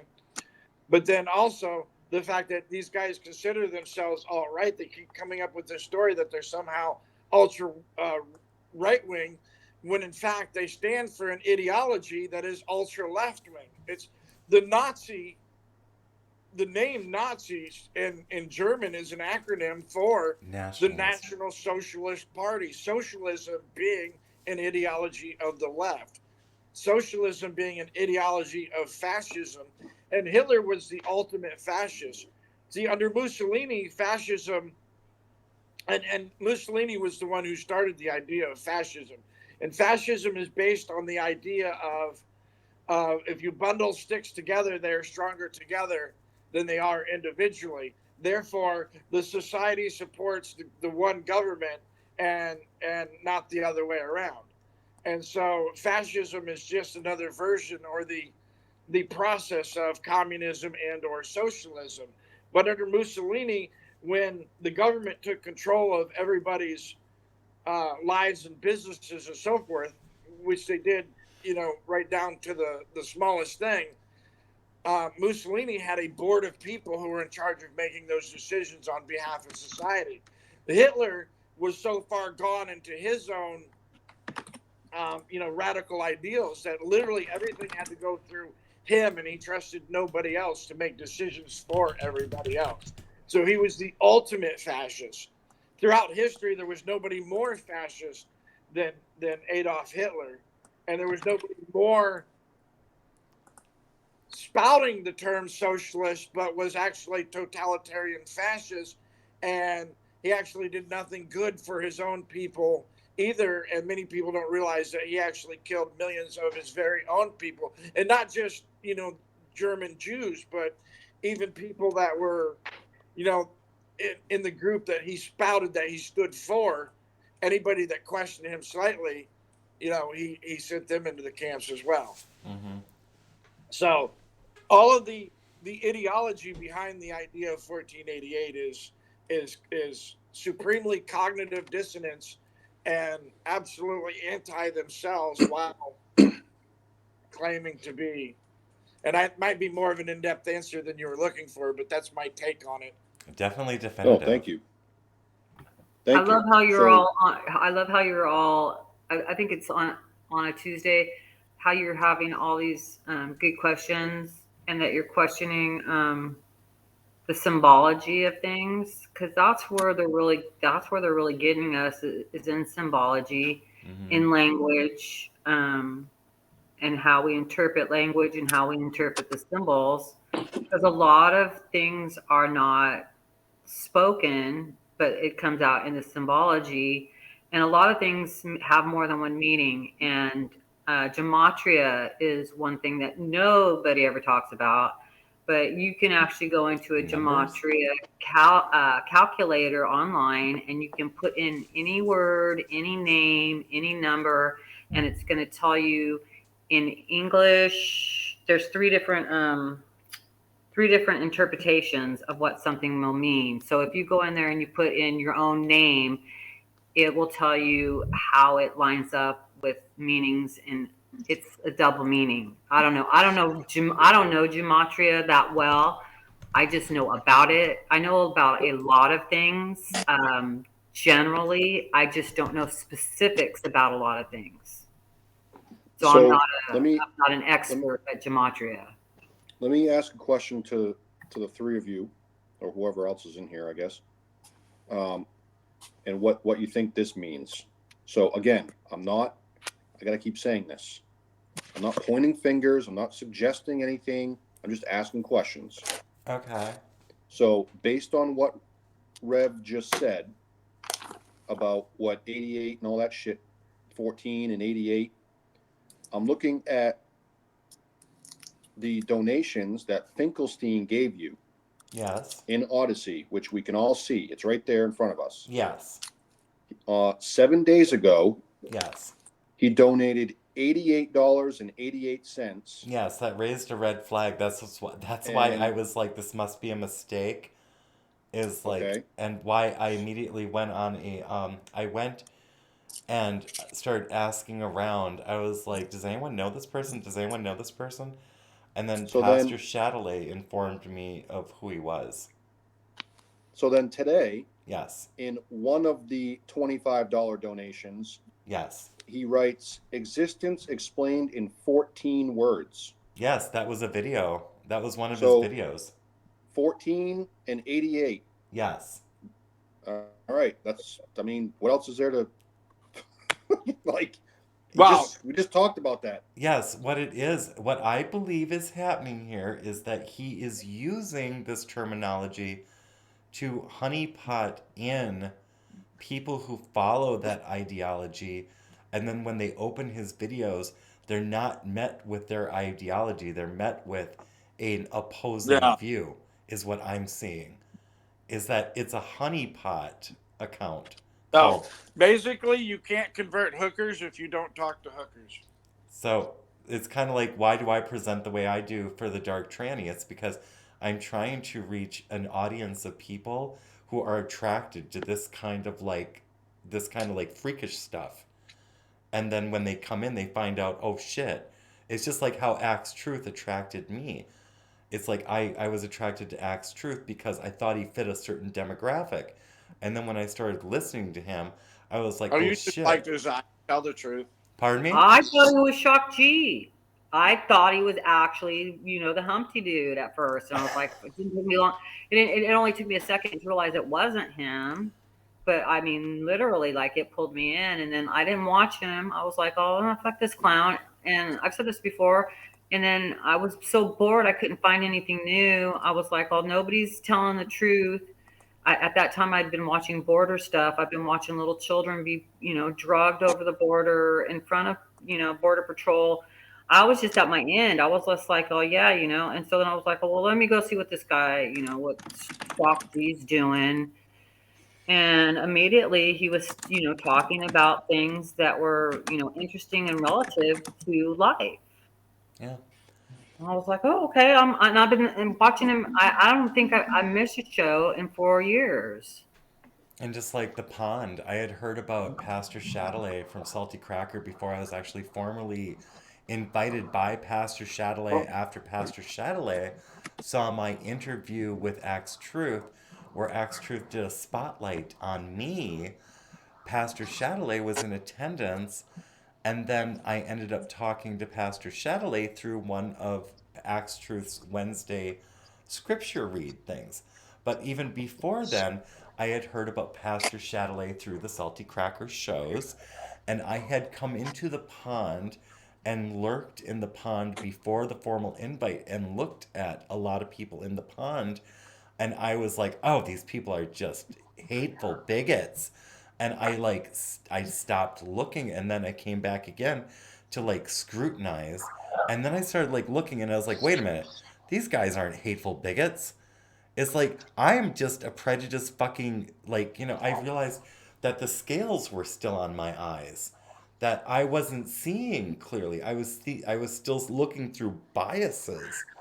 And I was like, this is what the mainstream media is telling me, is to look at people in this community as my enemy. These people are not my enemy. These people are my family. Can So- I make a suggestion? Anybody Go. that wants to be learned, anybody who wants to understand the real truth of the world, go and study everybody you don't like. Yeah. True. It's So, amazing. Tranny, we know you came from basically from the Axe Truth group. Yeah. Did you come from there as well, Callie? Yeah. Or were you hearing? Okay. Yeah, no. So I've known racist tranny for probably almost as long as I've been watching Axe. It's been years. I think you've been on the show almost as long as me. Okay. Yeah, and then I saw Pastor Satterley. I started watching him on the Thursdays over there. And originally, when I had started watching Axe was on YouTube, and I was actually on an account. So my account, I used to go to Cal State Monterey Bay, and I had an alumni account, and then they sold us to Google. And so I automatically had a Google account with my straw man name on it. And I wasn't thinking I could change the name. I didn't really realize I could change the name for years. So I was posting under my straw man name over there, and it wasn't really working for me because I have a name like Finkelstein, and it's very recognizable, and it's very, it's attached to a group that I don't necessarily really belong to. Sure. Other than I'm a descendant. I'm a descendant of some people from somewhere at some time that was a long time ago. In a galaxy far, far away. Yeah, from a galaxy far, far away. I am a Cali girl. I was born and raised in California. My reality is based in Christianity, but I'm also have a knowledge of a lot of things because I, when you're taught the Bible, we're taught about these other things, these other religions and other things. And culturally, I understand other things from other countries because I was exposed to that culturally. I wasn't told one thing was better than the other. I was told that, everything is equally valued because that makes you who you are. That makes you the person you are. Anyways, did I go off on a tangent? Yeah, Axe Truth. Yeah. That's You where, did. yeah, that's me though. I can go off No, on a it's all right. tangent. I like the origins. I like to see how the group has become to be. Yeah, and admittedly, I was brought up in feminist. Well, I changed. I was social behavioral science, and then I went into sociology at San Jose State, and then I couldn't stand the professors over there. There was one professor, we got in a fight over spurious variables, and I changed to women's studies because after taking one class over there, I was like, oh shit, you mean you're going to make me read 10 books that women are written instead of 10 books that, old theorists wrote 100 and something 50 years ago? Because that's all I was reading was Marx and Durkheim and not so much Freud, but a lot of the psychological theories, Mead was a female, but yeah, I was reading a lot of, was it Mead that was a female? Who was the female? There was one female. Oh, and then the other thing I keep flashing in my head was about Simone de Beauvoir, who wrote about the woman's subservient to the man. So the woman was never the doctor. She was always the nurse. She was never the principal. She was always the teacher. So that's where a lot of that stuff, the subservient shit comes from. And then now they're trying to do the reverse play. So earlier we were talking about how they want to reverse everything. And that's a mind control thing. But yeah, here's me going off on a tangent again. So what were we talking about? It would be fine, and we will be wrapping up We soon. can change the subject. What's that? What was that, Grayman? I said origins, but we've got that settled. Yeah, the origins. And the undoing, it's like, we can see what they're doing now. I mean, the fruits of their labor is more than evident and on display, and it stinketh to high heaven. The vetting of the players is what we're doing. A quick interjection, if I may. Yes. When we study, because I'm a big fan of studying psychology. I have at least the first part of a degree in psychology myself. Yes. A big fan of studying sociology. And there's a couple points is that one, like when we talk about the idea of trusting someone. Most people think of that in the terms of, black and white.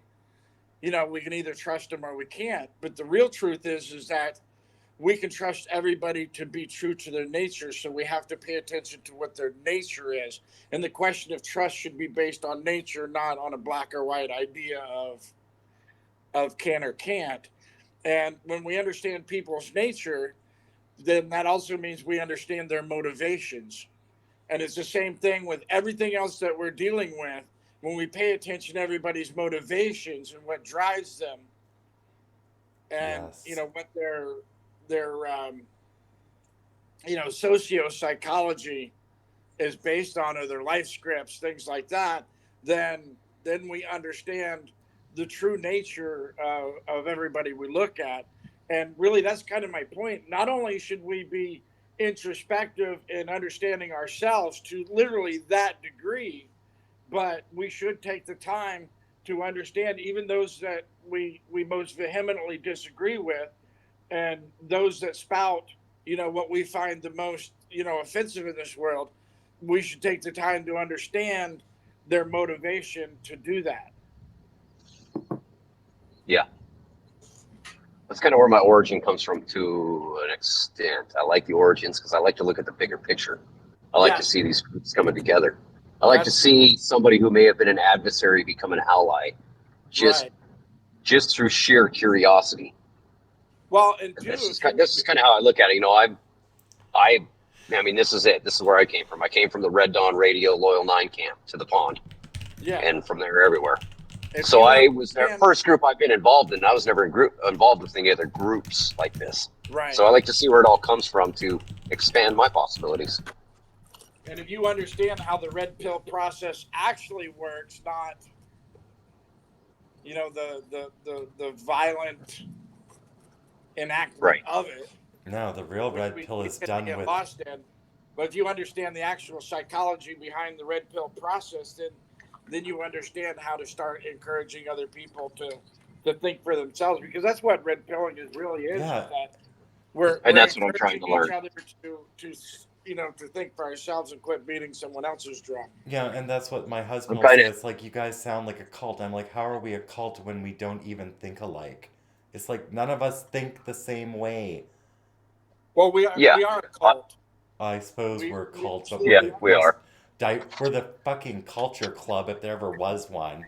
I mean, we're not telling anybody to join or we're going to kill them. I mean, and it's not like the fucking cult I came from, where it's if you don't agree with me, well, then we're going to dox you and threaten you and all that shit. Fuck. Let me offer you a perspective, and this is why the weak-minded don't like us, is because we are a cult. We worship free thought above all else. We worship truth above all else. It's not that we worship each other, or even like these people that are so focused on the orange man bad bullshit. They don't get that there's actually something bigger than that behind it. And the fact of the matter is that there's so many people that are weak in this world that they wish to bend the world to their weaknesses rather than grow their strength to the world. Well, it is much easier to be coddled than to actually cut your own way in this life. This is for certain. Except that your coddler is often the most abusive fuck you'll ever meet in your life. Your coddler is also your jailer. Yes. Well, I come from the camp like Maine. I'm not deeply religious. I grew up in the country, God, family, I'm not religious either. I know you're not. I have faith, but I'm not deep religious, nor have I ever been, let's just say, for lack of a better term, extreme, until I met all of you fucking maniacs. I know, right? Savages. So I try to take it in too. I keep my mouth shut about a lot and listen. I've been listening all morning without saying a word. So I try to observe and learn. I don't have the knowledge to debate. Observation is the most awesome thing, because in observation you're learning from the experience of others, and that's a lot better place to learn from than going out and actually touching the stove. And in my experience, I don't talk about things I don't know about, because the moment you open your mouth and start trying to act like you know something and you don't, there's going to be someone there who knows, and they're going to call you out on your shit, And that's why I want to thank you, J.J. Harrison from West Virginia, who was a sergeant who I lived with while at Fort Hood, Texas. JJ, thank you so much for calling that little white boy out on his shit as often as you did. Oof. You learn quickly when you've got honest people around you. You learn very quickly. But and honesty, I have to go take my estrogen because this show's gone into my medication time. And Yeah. if I don't take the estrogen, well, then bad things happen. So, if anyone, I would like to wrap up the show with a little Brad Allen video. If anyone would like to see it, I think it's real cute. Thanks everybody for the show today. It was a great show. Thanks Finkelstein for your video. Thanks everybody, man. It was a great show. I love the observation, and I also love the questioning, and I also love to be able to talk and rant. And I would like to also thank y'all for the support. Thank you, Finkelstein, for the support. Thank you for providing the conversations we have had today because it is good to talk. What the hell am I supposed to do now? Well, here, I've got a Brad Allen video. God, I gotta work now? I'm going grocery shopping. Okay. I was gonna say too, if anybody wants to jump over to my Jitsi, they're welcome. Yes. Reverend, why don't you drop that into the Odysee chat? I'm good. I'm working all day. I'll jump over there. Okay. I'm going to be working with 45 after this show. I have to work with 45 on our info bomb. So I'll be doing that. But take a look at what Brad Allen made. This is cute. I'm going to go get my link. I'll be right back. All right. So today I'm going to try to do my very first interview ever. It's going to be with Bruce, the he's coolest guy ever, really. The man of all men. Women want to be with him. Men want to be him. They all can't. This guy is a stud. The legend. Here we go. Give it up for Bruce. Hey, Bruce. Welcome, buddy. Welcome. Yeah.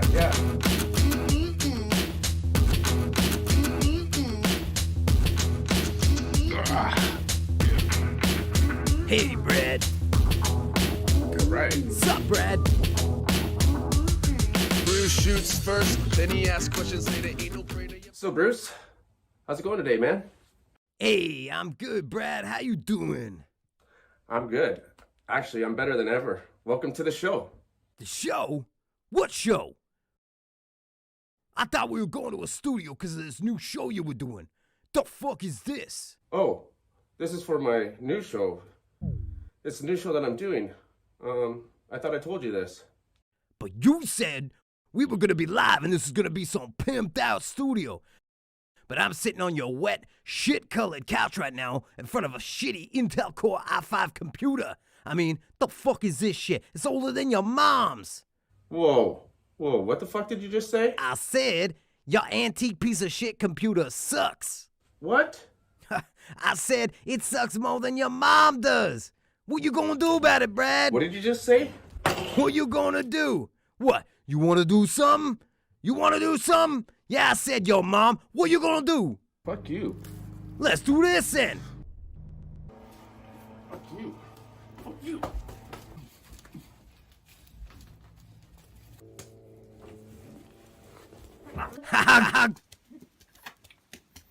Stop hitting yourself. Stop hitting yourself. I'll kill you, Brad. Your hands are so cold and clammy.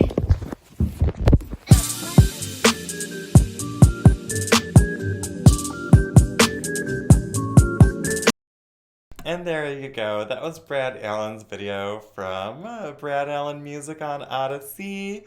Let me just go and drop the linky in the chat. Tell me that wasn't creative as fuck. I love it. It's a hell of a lot better than that bullshit you get on the left, let me tell you. So, back over to Odysee, we see 451 Actual is coming up tomorrow, as is usual, on Wednesday for the 451 Actual Big Dick Energy Brigade radio show.